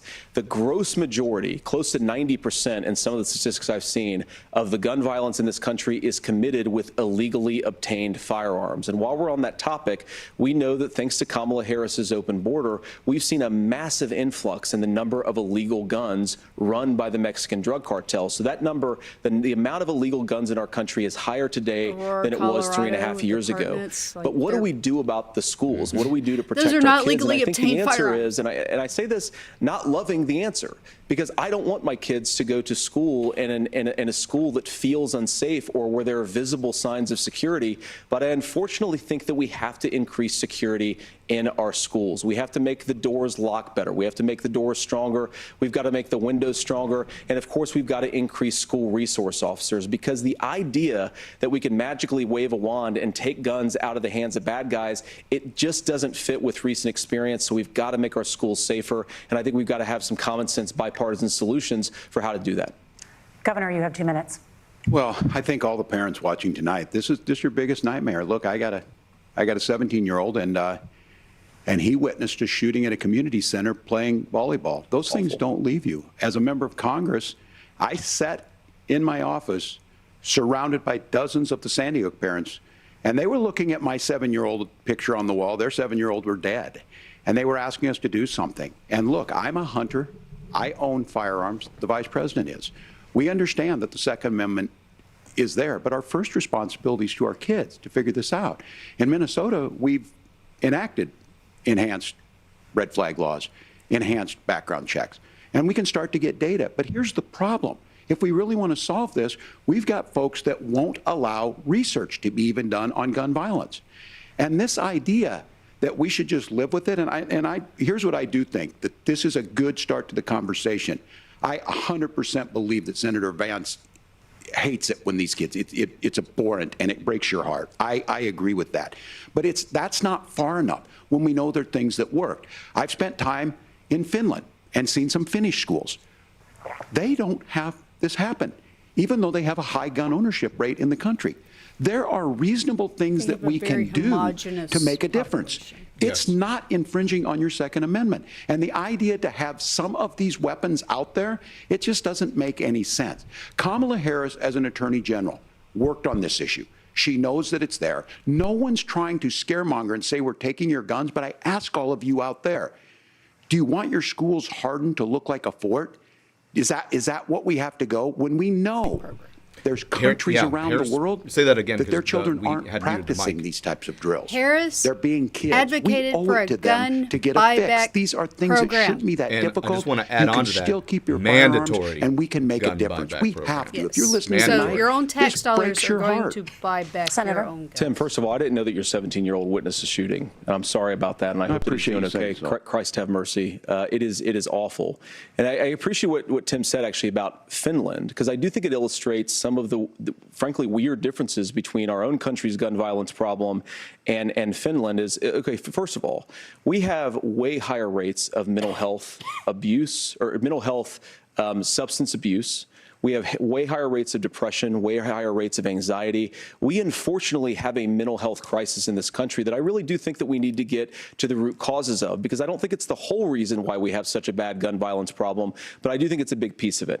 Another driver of the gun violence epidemic, especially that affecting our kids, it doesn't earn as many headlines, but is the terrible gun violence problem in a lot of our big cities. And this is why we have to empower law enforcement to arrest the bad guys, put them away, and take gun offenders off the streets. Don't I think there's a whole encourage host of BLM things that we can do here. And keep them but in I do jail. think at our schools, we've got to talk about more security. No $1 Senator, bail. thank you. Governor, you previously opposed an assault weapons ban, but it only later in your political career did you change your position. Why? Yeah, I sat in that office with those Sandy Hook parents. I've become friends with school shooters. I've seen it. Look, the NRA, I was an NRA guy for a long time. They used to teach gun safety.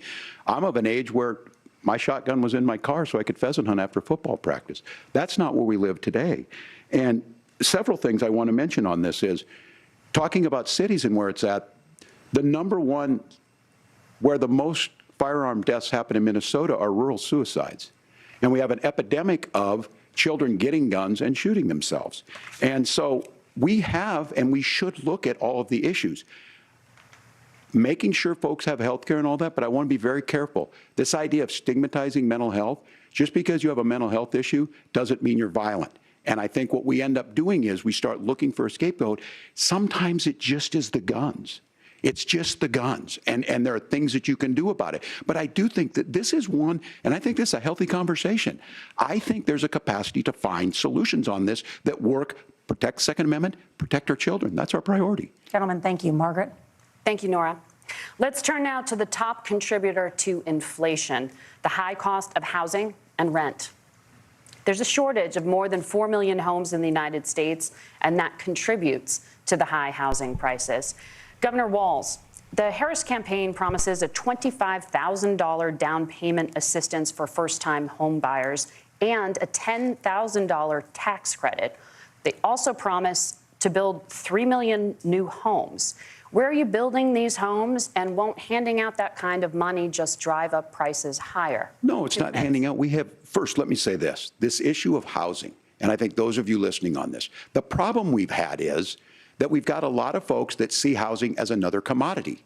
It can be bought up, it can be shifted, it can be moved around. Those are not folks living in those houses. Those of you listening tonight, that house is a big deal. I bought and owned one house in my life. My mom still lives in the house where I was. And when I think of a house, I'm thinking of Christmas services after midnight mass where you go with your family. We need to make it more affordable. And one of the things, as I said, this program that the Vice President is pushing forward and bringing a new way of approaching this is something we're doing in Minnesota from that lead. We in the state invested in making sure our housing was the biggest investment that we'd ever made in housing. It starts to make it easier. We cut some of the red tape. Local folks, look, we can't do it at the federal level, but local folks make it easier to build those homes. And then that down payment assistance. I can tell all of you out there, one of the, certainly for me, using the GI Bill was one thing, but a veteran's home loan, the big thing about a veteran's home loan is you don't have to pay the down payment. Those are things that make it there. Now, look, you're going to pay it back, and you're going to pay your mortgage. Those are things that we know in the long run, the appreciated value, the generational wealth that's created from it. And I will give Minneapolis an example. Minneapolis is the one city where we've seen the lowest inflation rates. We've seen a 12% increase in stock because we've put some of these things in, and we're implementing a state program to make sure we give some of that down payment assistance. We get it back from people because here's what we know. People with stable housing end up with stable jobs. People with stable housing have their kids able to get to school. All of those things in the long run end up saving our money. And that's the thing that I think we should be able to find some common ground in, but we can't blame immigrants for the only reason. That's not the case that's happening in many cities. The fact of the matter is that we don't have enough naturally affordable housing, but we can make sure that the government's there to help kickstart it, create that base. Governor, your time is up. Senator Vance, as far as your campaign's position, the promise is to seize federal lands to build homes, remove regulation, provide tax breaks, and cut back on immigration, which you say pushes up prices.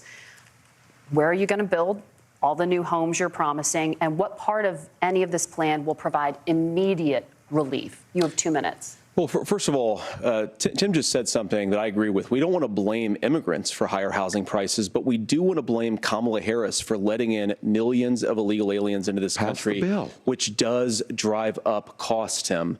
25 million illegal aliens competing with Americans for scarce homes is one of the most significant drivers of home prices in the country. It's why we have massive increases in home prices that have happened right alongside massive increases in illegal alien populations the federal government under Kamala Harris's leadership. Now, Tim just mentioned a bunch of ideas. Those tax dollars now, some of those ideas I actually think are halfway decent, and some of them I disagree with. But the most important thing here is Kamala Harris is not running as a newcomer to politics. She is the sitting vice president. If she wants to enact all of these policies to make housing more affordable, I invite her to use the office that the American people already gave her, not sit around and campaign and do nothing while Americans find the American dream of homeownership completely unaffordable.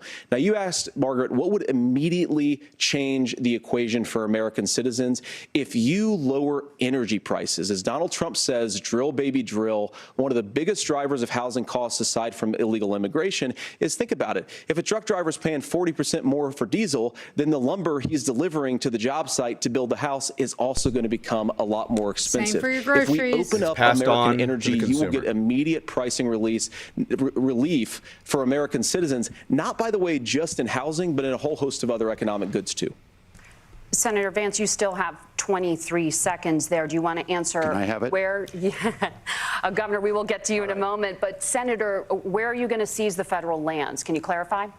Well, what Donald Trump has said is we have a lot of federal lands that aren't being used for anything. They're not being used for a national park. They're not being used, and they could be places where we build a lot of housing. I mean, the and Bureau I do think of Land that we should Management be opening has up building in this country. We have a lot of land that could be used. We have a lot of Americans that need homes. We should be kicking out illegal immigrants who are competing for those homes, and we should be building more homes for the American citizens who deserve to be here. Senator, your time is up. Governor, I do want to let you respond to the allegation that the vice president is letting in. Well, of course, that's not true. And again, you have the facts. I guess we agreed not to fact check. I'll check it. That, look, crossings are down compared to when Donald Trump left office. But it's, again, blaming and not trying to find the solution. I was going to ask, though, on this question, are we going to drill and build houses in the same federal land? She had something and I think to say. when people hear federal lands, there's a really important piece of land. Now, over. Minnesota doesn't have a lot of federal lands. I know in the western part of the countries we do. There's not a lot of federal lands in and around Minneapolis, for example. So the issue is I don't understand the federal lands issue unless we see this, and I worry about this as someone who cares deeply about our national parks and our federal lands. Look, Minnesota, we protect these things. We've got about 20% of the world's fresh water. These lands protect. They're there for a reason. They belong to all of us. But again, this is when you view housing. They're not talking about Yellowstone. They're talking about there's a chance to make areas money. Let's take this federal land and let's sell South it to people Dakota, for that. North I think Dakota, there's better ways Montana to do this. that are We've not seen it being in Minnesota. utilized We're able at all. to refurbish some of these houses. We're able to make some investments. That gets people in. And I'm still on the fact on this. Economists, Senator Vance, you said you don't like the economists. Which economists are saying that it is immigrants that's adding to the cost? Governor, your time is up. But Senator, on that point, I'd like for you to clarify. There are many contributing factors to high housing costs. What evidence do you have that migrants are part of this problem? Well, there's a Federal Reserve study that we're happy to share after the debate. We'll put it up on social media, actually, that really drills down on the connection between increased levels of migration, especially illegal immigration, and higher housing prices. Now, of course, Margaret, that's not the entire driver of higher housing prices. It's also the regulatory regime of Kamala Harris. Look, we are a country of builders. We're a country of doers. We're a country of explorers. But we increasingly have a federal administration that makes it harder to develop our resources, makes it harder to build things, and wants to throw people in jail for not doing everything exactly as Kamala Harris says they have to do. And what that means is that you have a lot of people who would love to build homes who aren't able to build homes. I actually agree with Tim Walz. We should get out of this idea of housing as a commodity. But the thing that has most turned housing into a commodity is giving it away to millions upon millions of people who have no legal right to be here. What are the federal regulations? I deal with this as a governor. You can very quickly reply. I'm sorry. I get this as a governor, and I don't necessarily disagree with that in some cases, many of those are local, many of them are state. I don't know which ones are federal, but I think whenever we talk regulations, people think they can get rid of them. I think you want to be able to get out of your house in a fire. I think you want to make sure that it's fireproof and those types of things. So which are the regulations? Because the vice president's not responsible for those. Congress writes those. Governor, thank you. Gentlemen, we have a lot to get to. You're passionate about the housing crisis. I Kamala can tell. was in Congress But Nora? as a senator. One of the top problems facing Americans is the high And cost she's the president of healthcare. of the Senate. Senator Vance. Exactly. At the last presidential debate, former President Trump was asked about replacing the Affordable Care Act. In response, he said, "I have concepts of a plan." Since then, Senator, you've talked about changing how chronically ill Americans get health insurance. Can you explain how that would work? And can you guarantee that Americans with pre-existing conditions won't pay more? I'll give you 2 minutes. Well, of course, we're going to cover Americans with pre-existing conditions. In fact, a lot of my family members have gotten health care.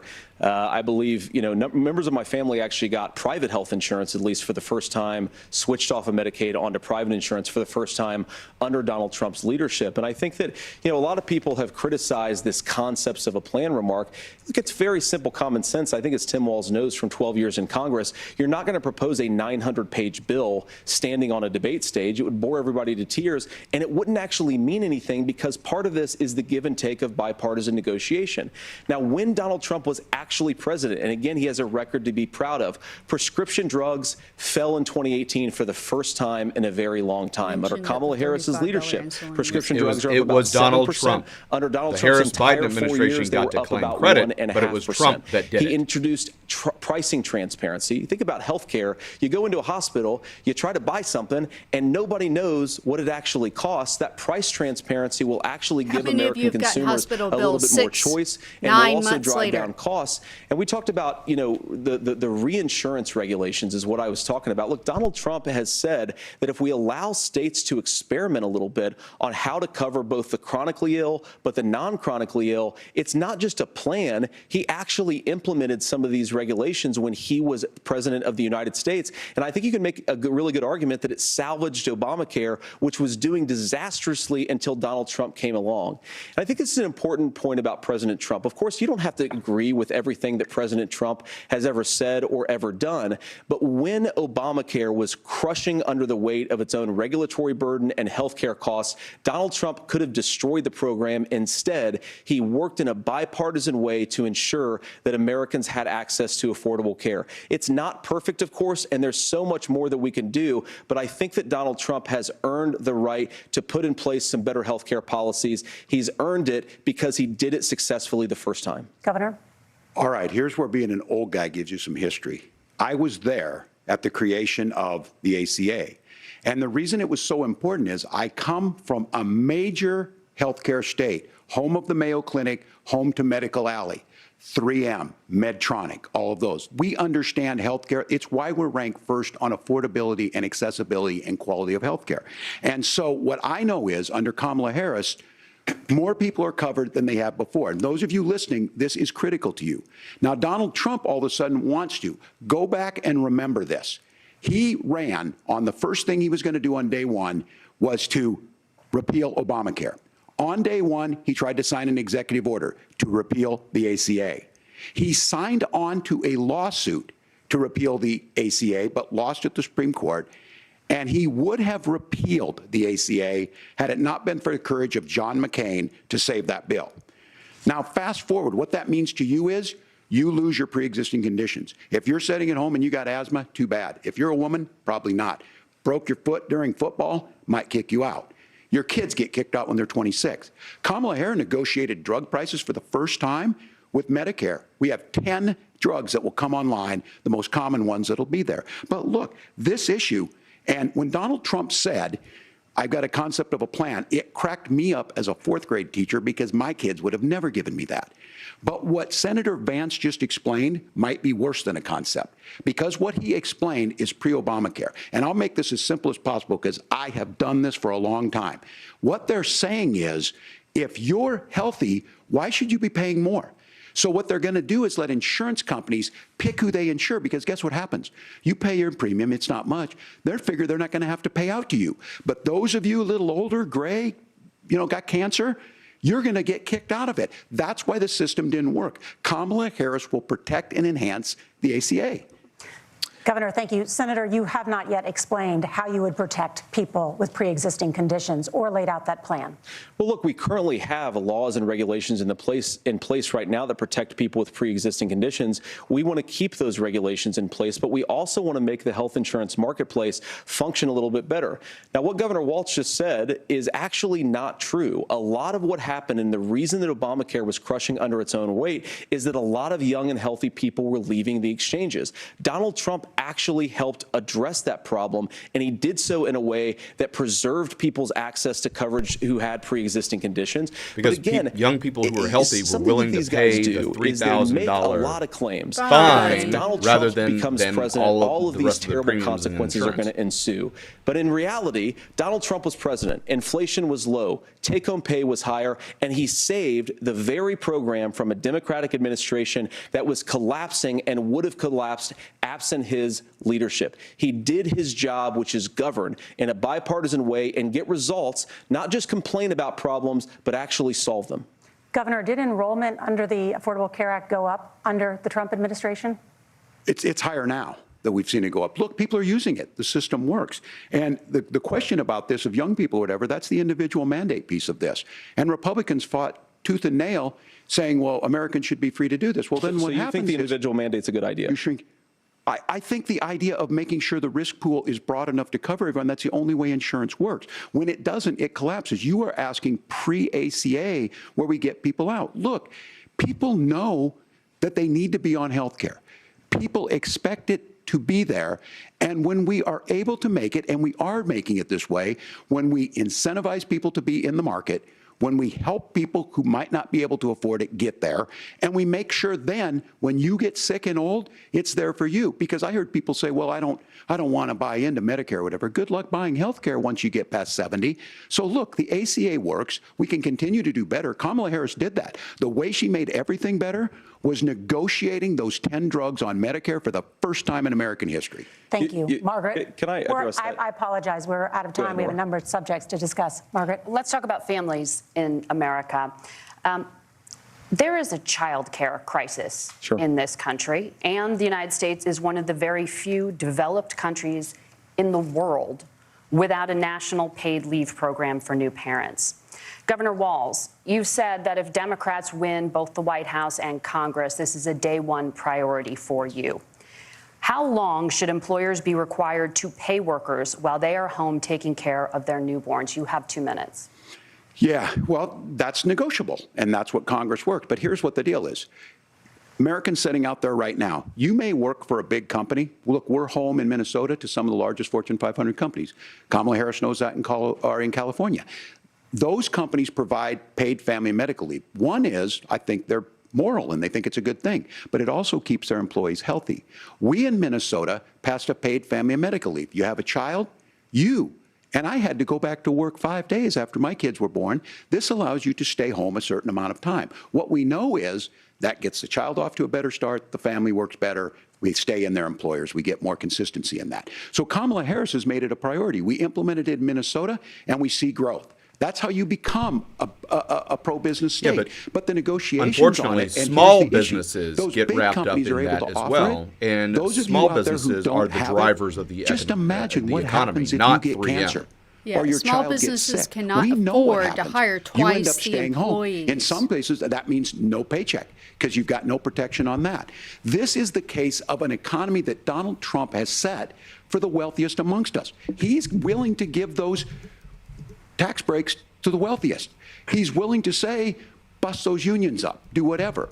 What we're saying is the economy works best when it works for all of us. And so a paid family medical leave program, and I will tell you, go to the families or go to the businesses and ask them. As far as childcare on this, you have to take it at both the supply and the demand side. You can't expect the most important people in our lives to take either our children or our parents to get paid the least amount of money. And we have to make it easier for folks to be able to get into that business and then to make sure that folks are able to pay for that. We were able to do it in Minnesota, and I'm still telling you this. We were listed as the best state. We're still in crisis on this. A federal program of paid family and medical leave and help with this will enhance our workforce, enhance our families, and make it easier to have the children that you want. Governor, your time is up. Senator, do you support a national paid leave program? And if so, for how long should employers be mandated to pay their employees and what while size they're home of company? taking care of their newborn? Because again, Exactly. small businesses with 4 employees can't afford to I think there is a bipartisan solution 25% or one person on their staff on paid maternal leave for a year. Very personally, because I'm married to a beautiful woman who is an incredible mother to our 3 beautiful kids, but is also a very, very brilliant corporate litigator, and I'm so proud of her. But being a working mom, even for somebody with all of the advantages of my wife, is extraordinarily difficult.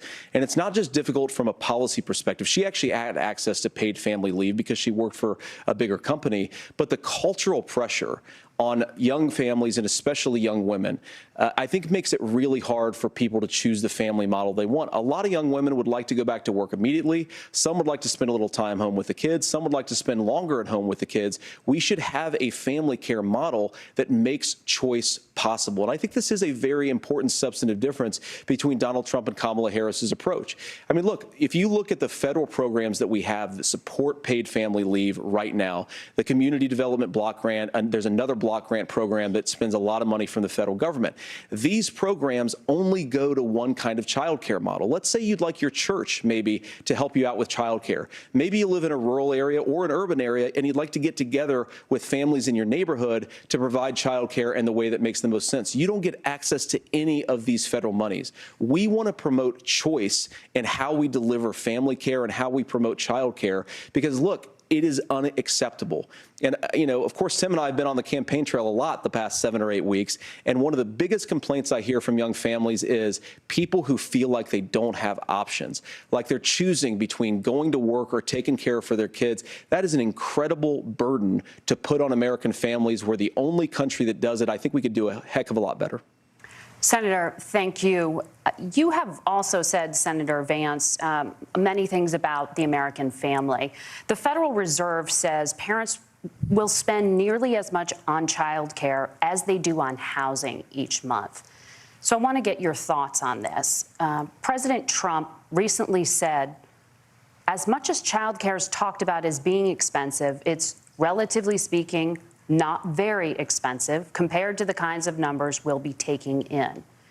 Is President Trump committed to the $5,000 per child tax credit that you have described? You have 1 minute. Well, what President Trump said, Margaret, I just want to defend my running mate here a little bit, is that we're going to be taking in a lot of money by penalizing companies for shipping jobs overseas and penalizing countries who employ slave laborers and then ship their products back into our country and undercut the wages of American workers. It's the heart of the Donald Trump economic plan. Cut taxes for American workers and American families. Cut taxes for businesses that are hiring and building companies in the United States of America, but penalize companies and countries that are shipping jobs overseas. That's the heart of the economic proposal. And I think what President Trump is saying is that when we bring in this additional revenue with higher economic growth, we're going to be able to provide paid family leave, child care options that are viable and workable for a lot of American families. These are all truth bombs. Make sure you hit that like button. Can you clarify how that will solve the child care shortage? Well, because as Tim said, a lot of the child care shortage is we just don't have enough resources going into the multiple people who could be providing family care options. And we're going to have to, unfortunately, look, we're going to have to spend more money. We're going to have to induce more people to want to provide child care options for American families, because the reason it's so expensive right now is because you've got way too few people providing this very essential service. Thank you, Senator. Yes. Governor Walz, your ticket also has some child care tax credit proposals. Do you think Congress will agree to the $6,000 credit for newborns and $3,000 credit for children over the age of 6, as your campaign has promised? Is that realistic?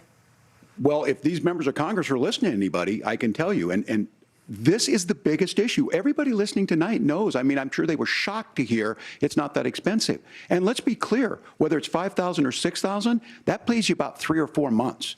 Let's be clear of where we're at on this. It's because we got out of an imbalance on this. We thought we were going to get by not paying people. I don't think Senator Vance and I are that far apart. I'm not opposed to what he's talking about on options. We've done scholarship types of things. I think we need to be open to making the case.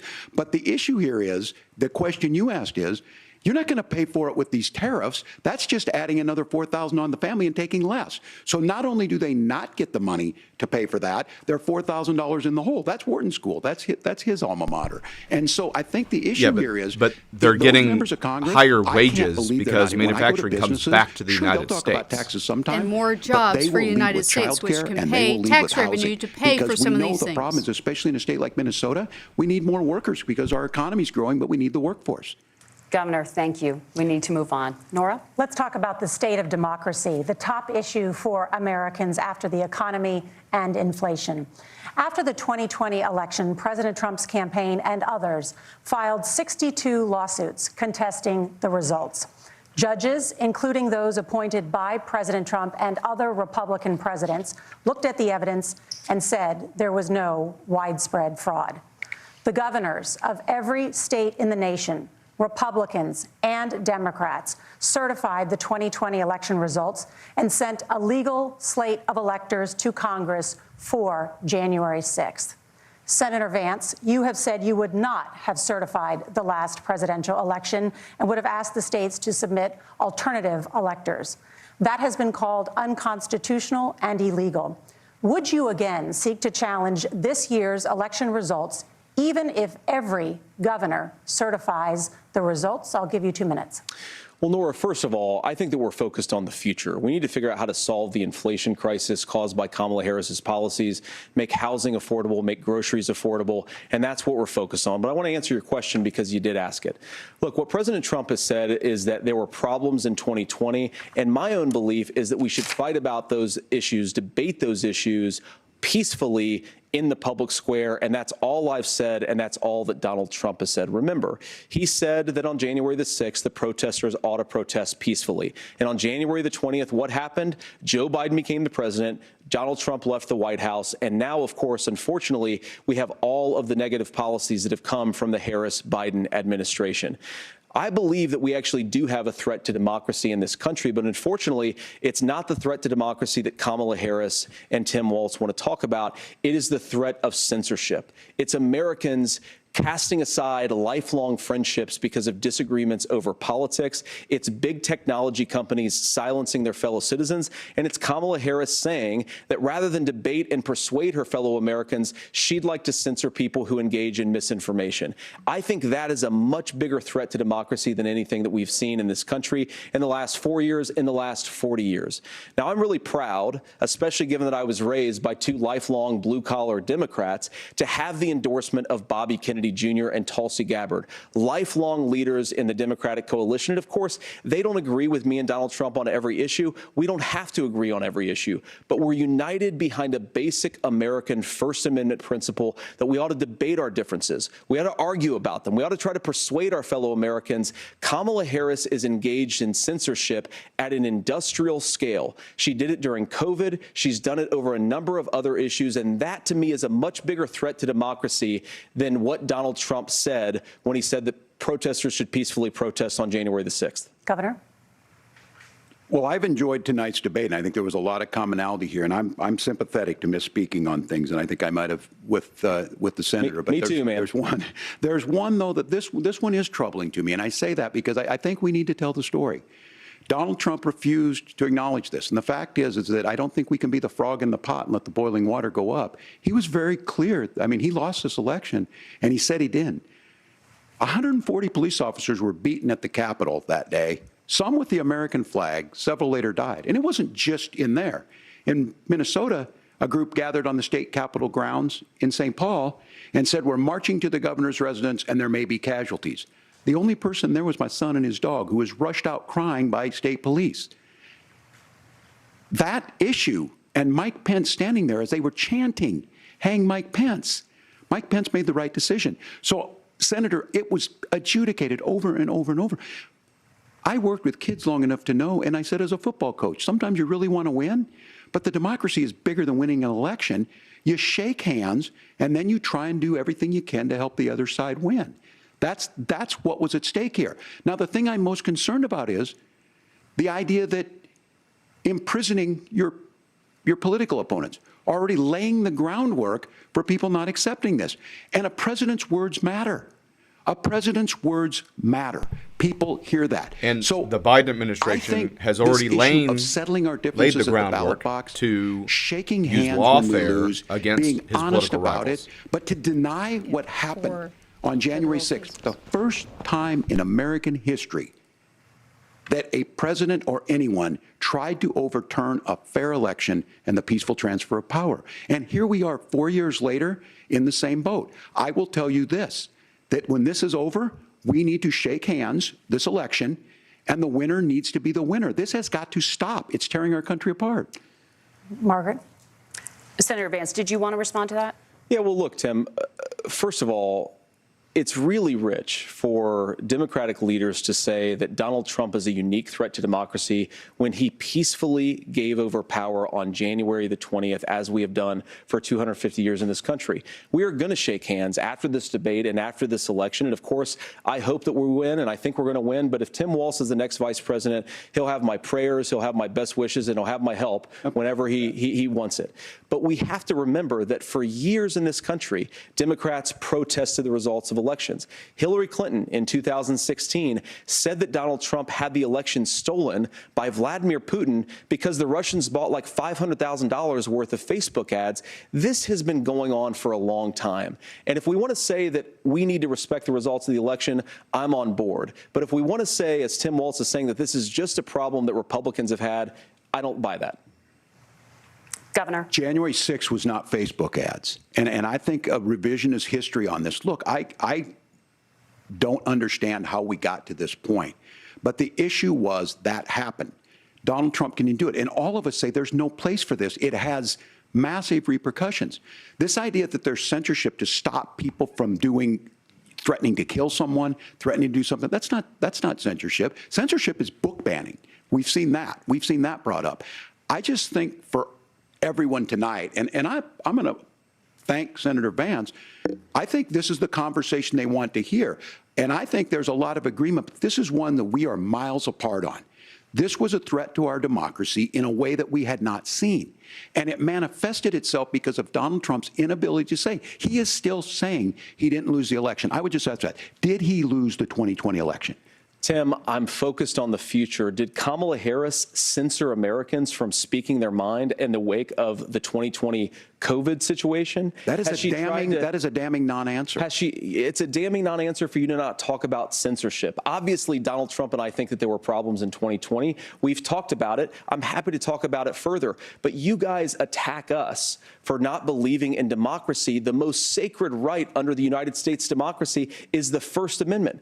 You yourself have said there's no First Amendment right to misinformation. Kamala Harris wants to use the power of government and big tech to silence people from speaking their minds. That is a threat to democracy that will long outlive this present political moment. I would like Democrats and Republicans to both reject censorship. Let's persuade one another. Let's argue about ideas, and then let's come together afterwards. You can't yell fire in a crowded theater. That's the test. That's the Supreme Court test. Tim, fire in a crowded theater. You guys wanted to kick people off of Facebook for saying that toddlers shouldn't wear masks. Senator, the governor does have the floor. Fire in a crowded theater. That is criticizing the policies of the government, which is the right of every American. Senator, the governor does have the floor for 1 minute to respond to you. Yeah. Well, I don't run Facebook. What I do know is I see a candidate out there who refused, and now again, and this I'm pretty shocked by this. But the government asked Facebook. This is not a debate. And told Facebook it's not what anything to put out. Anywhere other than so in Donald Trump. He doesn't own because, Facebook, look, but the government, when Mike Democratic-led, made that decision, made Facebook to certify that election, say what they said. That's why Mike Pence isn't on the stage. What I'm concerned about is where is the firewall with Donald Trump? Where is the firewall if he knows he could do anything, including taking an election, and his vice president's not going to stand to it? That's what we're asking you, America. Will you stand up? Will you keep your oath of office even if the president doesn't. And I think Kamala Harris would agree. She wouldn't have picked me if she didn't think I would do that, because of course that's what we would do. So America, I think you've got a really clear choice on this election of who's going to honor that democracy and who's going to honor Donald Trump. Governor, your time is up. Thank you, gentlemen. We will be right back with both of our candidates. The CBS News vice presidential debate continues.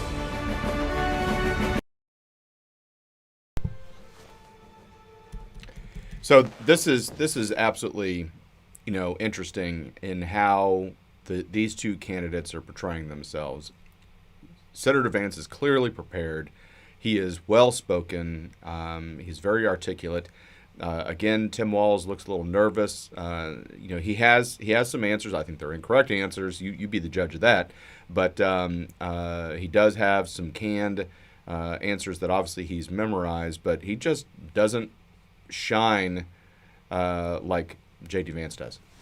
Well, I love how in one sentence he'll talk about humanizing each other and working with each other, but then 2 or 3 sentences later, Donald Trump is a threat to democracy. Right. You're not really going to want to work with someone you view as a threat to democracy. And by the way, I love how they always, the people on the left say, oh, democracy, cherish our democracy, threat to democracy. Democracy is 50% plus one. Way more than that, believe in God. Believe that there are only 2 genders. And yet, he has a sanctuary for trans kids state. Right. And mind your own damn business that parents should parent their kids. Well, I mean, so let's talk about that famous phrase of his, mind your own damn business. He's the one that on his trips to China, his 15 trips to China, that he probably learned about the Chinese social credit system and the social credit score, where neighbors can rat out other neighbors in order to improve their score. Well, he imported that home with his COVID snitch hotline. That's exactly where I was going with this. So he was having neighbor versus neighbor rat out their the next door neighbors if they were violating any of their policies, and that to me is the antithesis of mind your own damn business. Exactly. But this debate, I think they're going to look and show that that Tim Vance won this debate. He's made his case. He's prepared. I think even from the very first question on both, they asked Walz a question, and he went in and answered the question. And then they asked J.D. Vance a question, and he immediately introduced himself to the American public, and then had time for the answer as well. And yeah, I was a little nervous. I was like, oh, please make this quick. Yes, this is important, but please make it quick. Don't make it meandering or anything. And but you could see it in Walz's face. He's like, gosh darn it, I missed an opportunity for that. Yeah. Whoever prepped me is fired, because I'm going to make sure that everyone's playing the Harris card, like I'm from middle class family. J.D. Vance grew up in abject poverty. I grew up on the Georgia-Alabama border. Mm-hmm. It's not that far removed from how I grew up. Yeah. No. My parents were, no drugs, no alcohol, but still working class in manufacturing, rotating shifts, if you know what that is. And you were the first in your immediate family to go to college. Yes. I mean, because I was told 2 things my whole life. One, if you don't want to have to sleep randomly in the middle of the day, go to college. Meaning shift work in manufacturing. Yes. Every 3 weeks, 3 months, however they do it, you got to sleep in the middle of the day while your kids are coming to visit you. Sucks for you and the kids. And 2, the second thing I was told, I'm not raising any grandbabies. Right. But still, I mean, so we're going back to the debate here. This will probably be closing statements.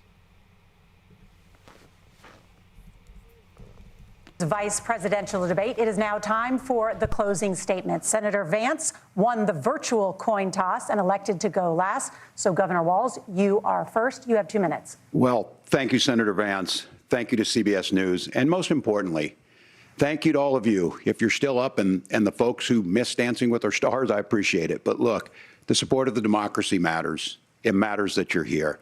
And I'm as surprised as anybody of this coalition that Kamala Harris has built, from Bernie Sanders to Dick Cheney to Taylor Swift, and a whole bunch of folks in between there. And they don't all agree on everything, but they are truly optimistic people. They believe in a positive future of this country and one where our politics can be better than it is.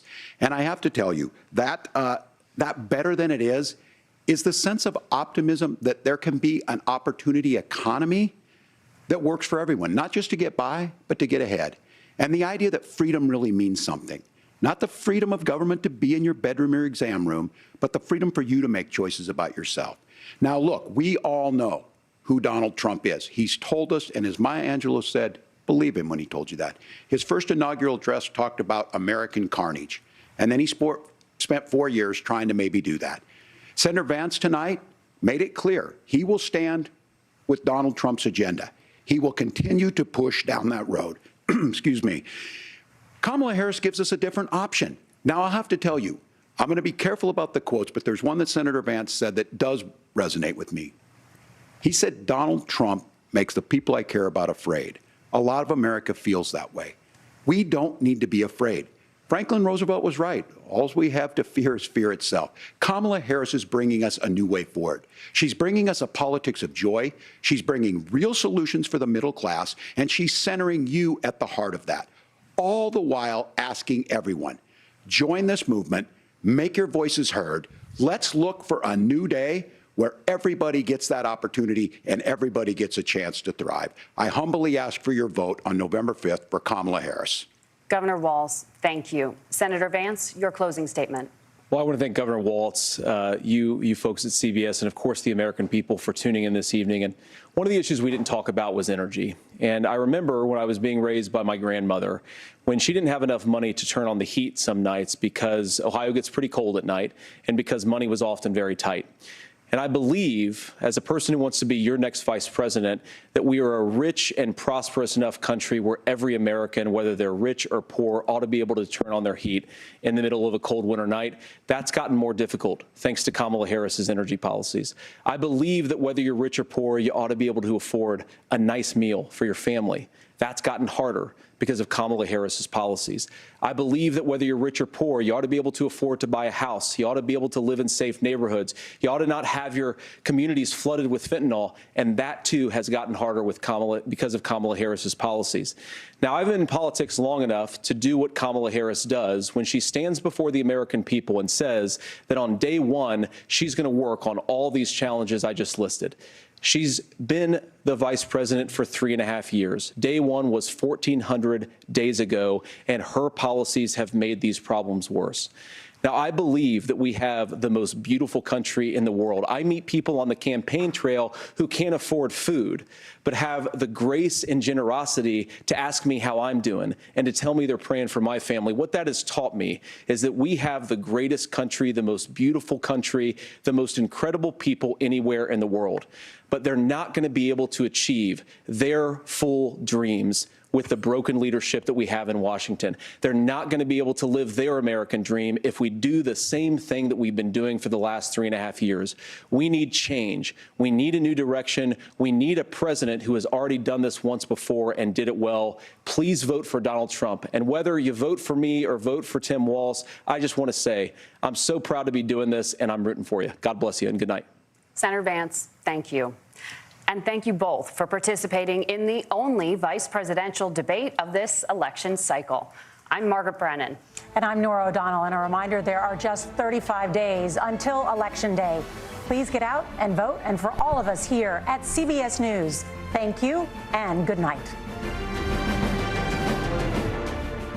All right, well, that was a debate. We saw some back and forth. The mics were open. What didn't we hear about? Yeah, that was a good debate. That was a good debate. I thought the in my opinion, the moderators were not nearly as aggressive as not in previous. nearly as bad as ABC. They were atrocious. But there were a couple of times where they interrupted JD Vance and you didn't interrupt. You gave Walz more Walz. time. You gave him more time and more stuff like coddling. that. Yeah, I mean that's to be expected. And there were times where Vance had his mic on, he was talking, and then they just seemed to have forgotten to mute Walz's mic, so he was able to jump in and have a fully mic'd answer. But at the tail end of one of the exchanges in the first segment, Vance was answering a question, and they hit the mute button on Vance, and then smugly said, the American people can't hear you because your mic is muted. But they never did that to Walz, and he went over on time a number of times and interrupted a number of times. Yeah. I have comments about a couple of topics that they talk about. Now, it's not up to the moderators or whatever, but maybe something that someone out there could talk about. The abortion issue, I think more education is needed. The schools want to talk about the whole trans kids, the lesbian, bisexual, whatever books. Let's spend time on that and time on pronouns. No, of course, priority goes to English, math, history, actual history, sciences. But if you're going to talk about sexual health, don't talk about how to put a condom on a freaking banana. Right. They don't need to know how to do that at 12 years old. They should barely understand the concept of what that is at 12 years old.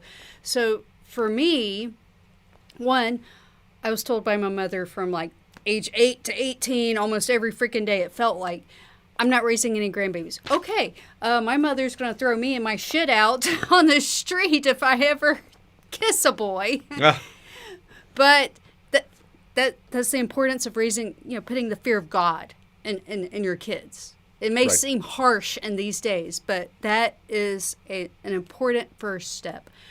But I went to a Christian school, and it wasn't, you're going to burn in hell if you look at someone at the opposite sex. It was, here are the emotional things that come with, the emotional baggage that come with being involved, romantically with someone that you don't really intend to get married, and you don't end up marrying.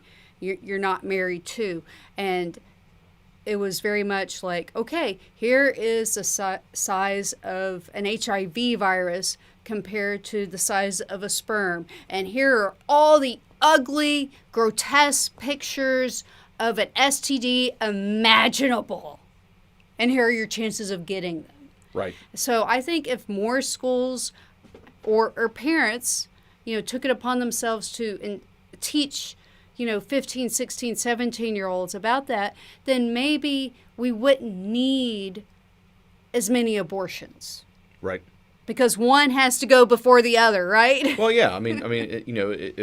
It needs to have abstinence is a choice as well. But one of the things and also they need to teach what a baby looks like and is experiencing at 10, 15, 16 weeks old. Oh, absolutely. I agree. Yeah.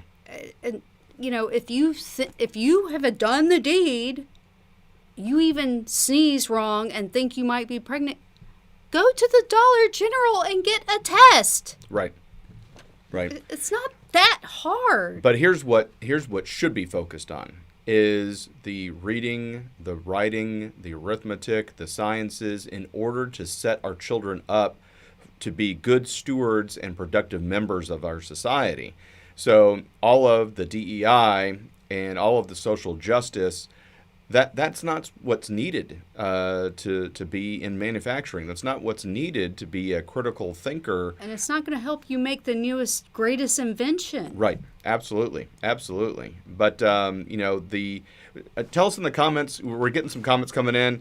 So Mike, the computer is down below. So when I'm not looking at the camera, we're looking at the computer screen that might be off camera. But we have,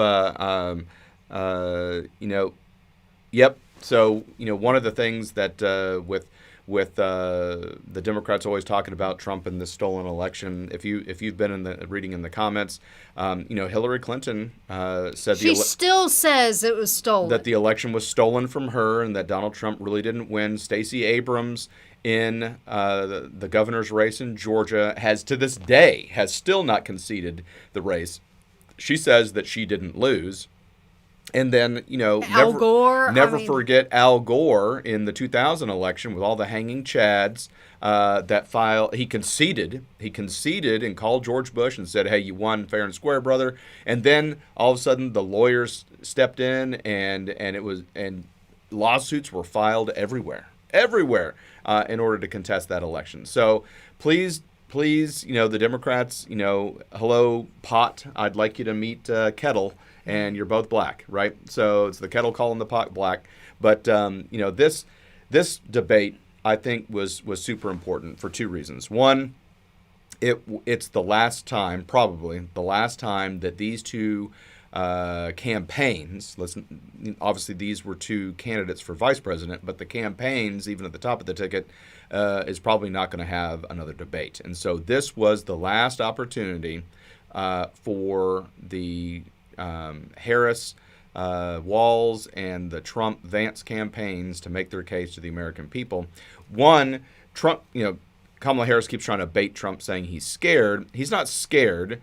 His point is people have already started voting. Like, the voting is already going on. Pennsylvania has been going on, like a week or so? Right. I mean, and for him, this would be a third presidential debate. It's not his fault that the buffoon that is Biden, who's Kamala's boss, was completely inept, and everybody has not gotten a chance to ask Kamala Harris why she covered for her boss so well when KJP and Kamala Harris are all saying, no, Biden runs circles around us.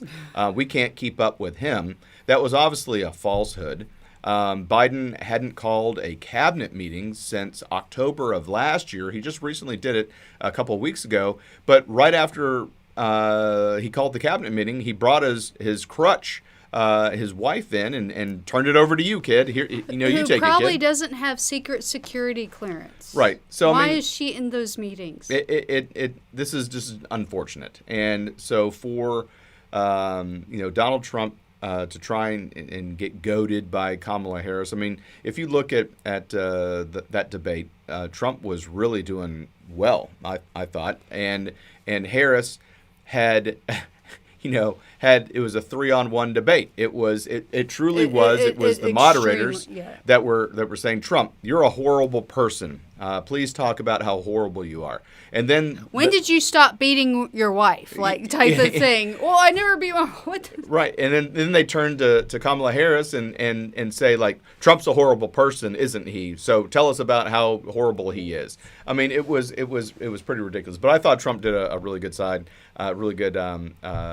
job there. I think the only thing that went off the rails a little bit and it was clearly pre-planned when Kamala Harris goaded Trump into the crowd size thing, I was like, oh no, she got his Achilles heel. Don't fall for it, and he just went.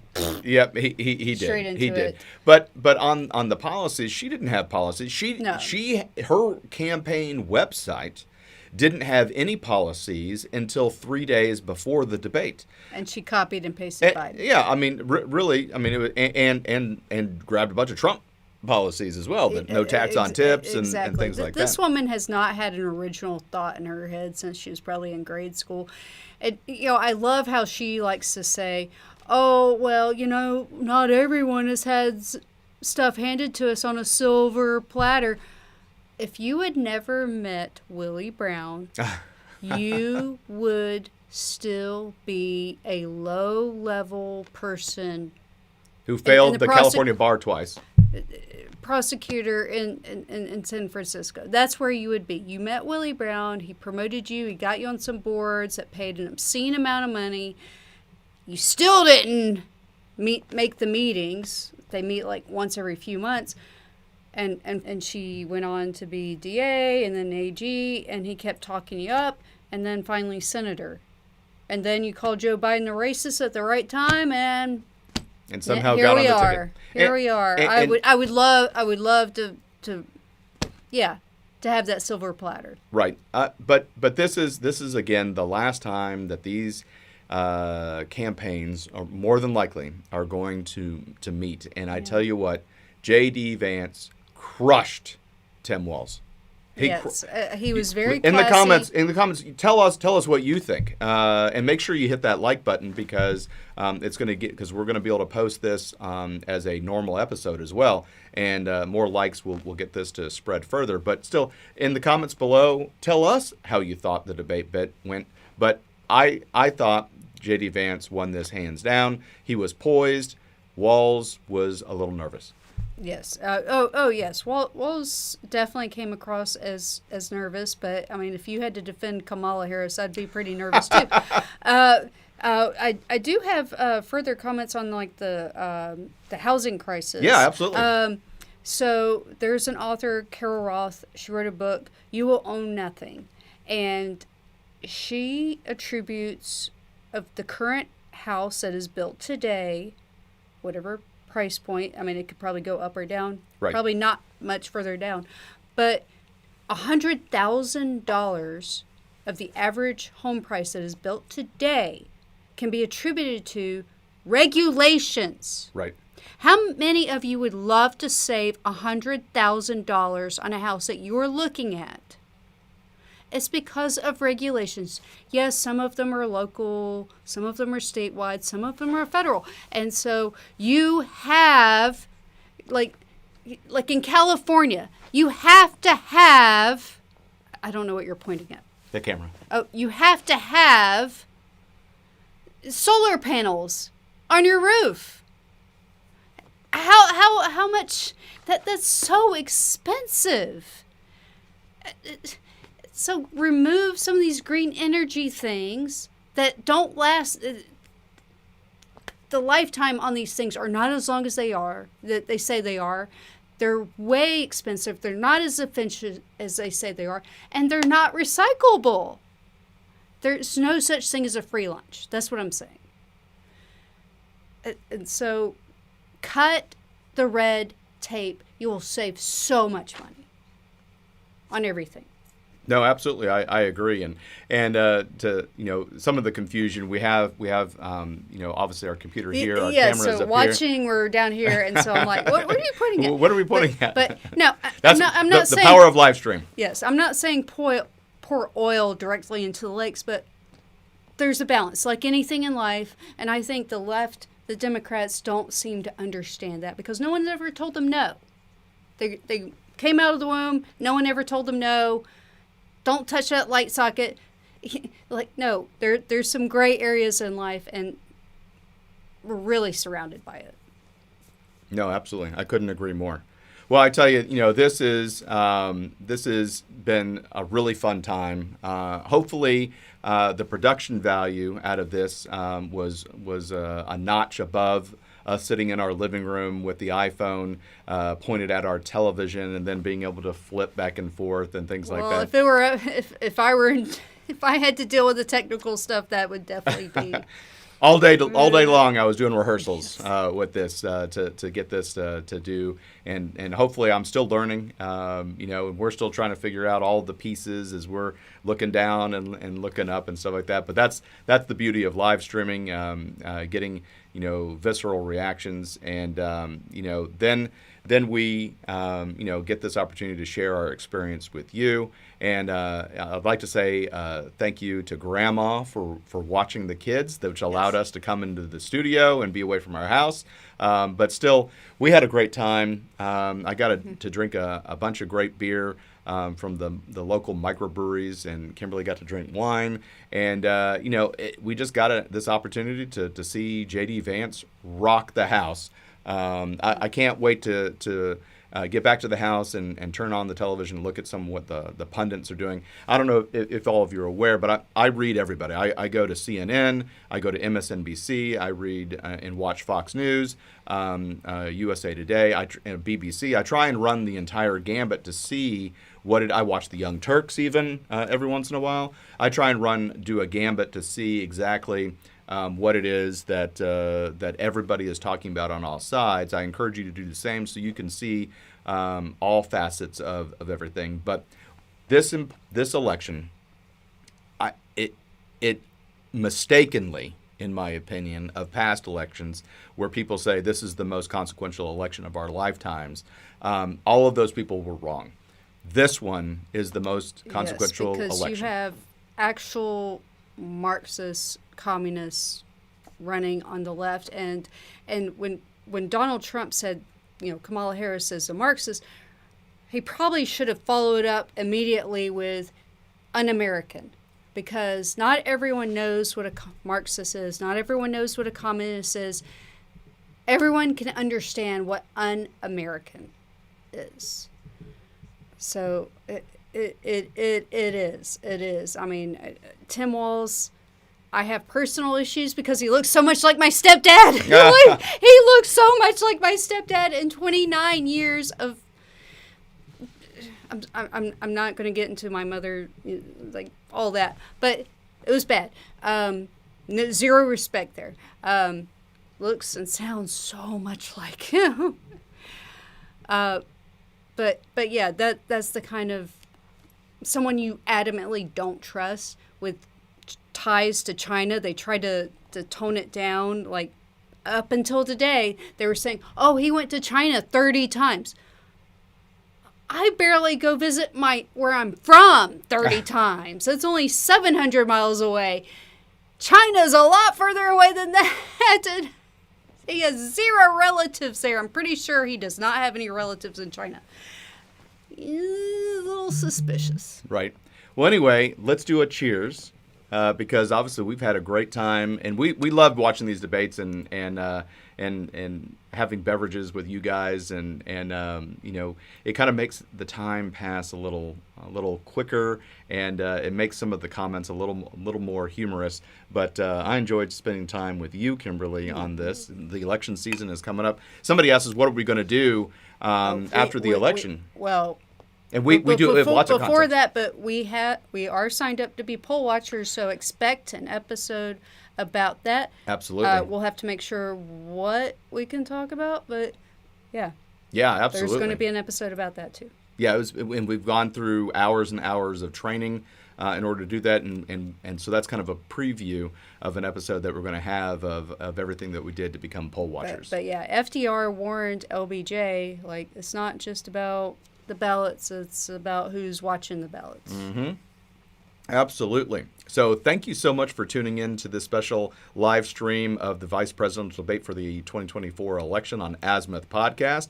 And please make sure you hit that subscribe button, hit that like and comment button as well. And we'll see you on the next episode. Thanks, and have a great night.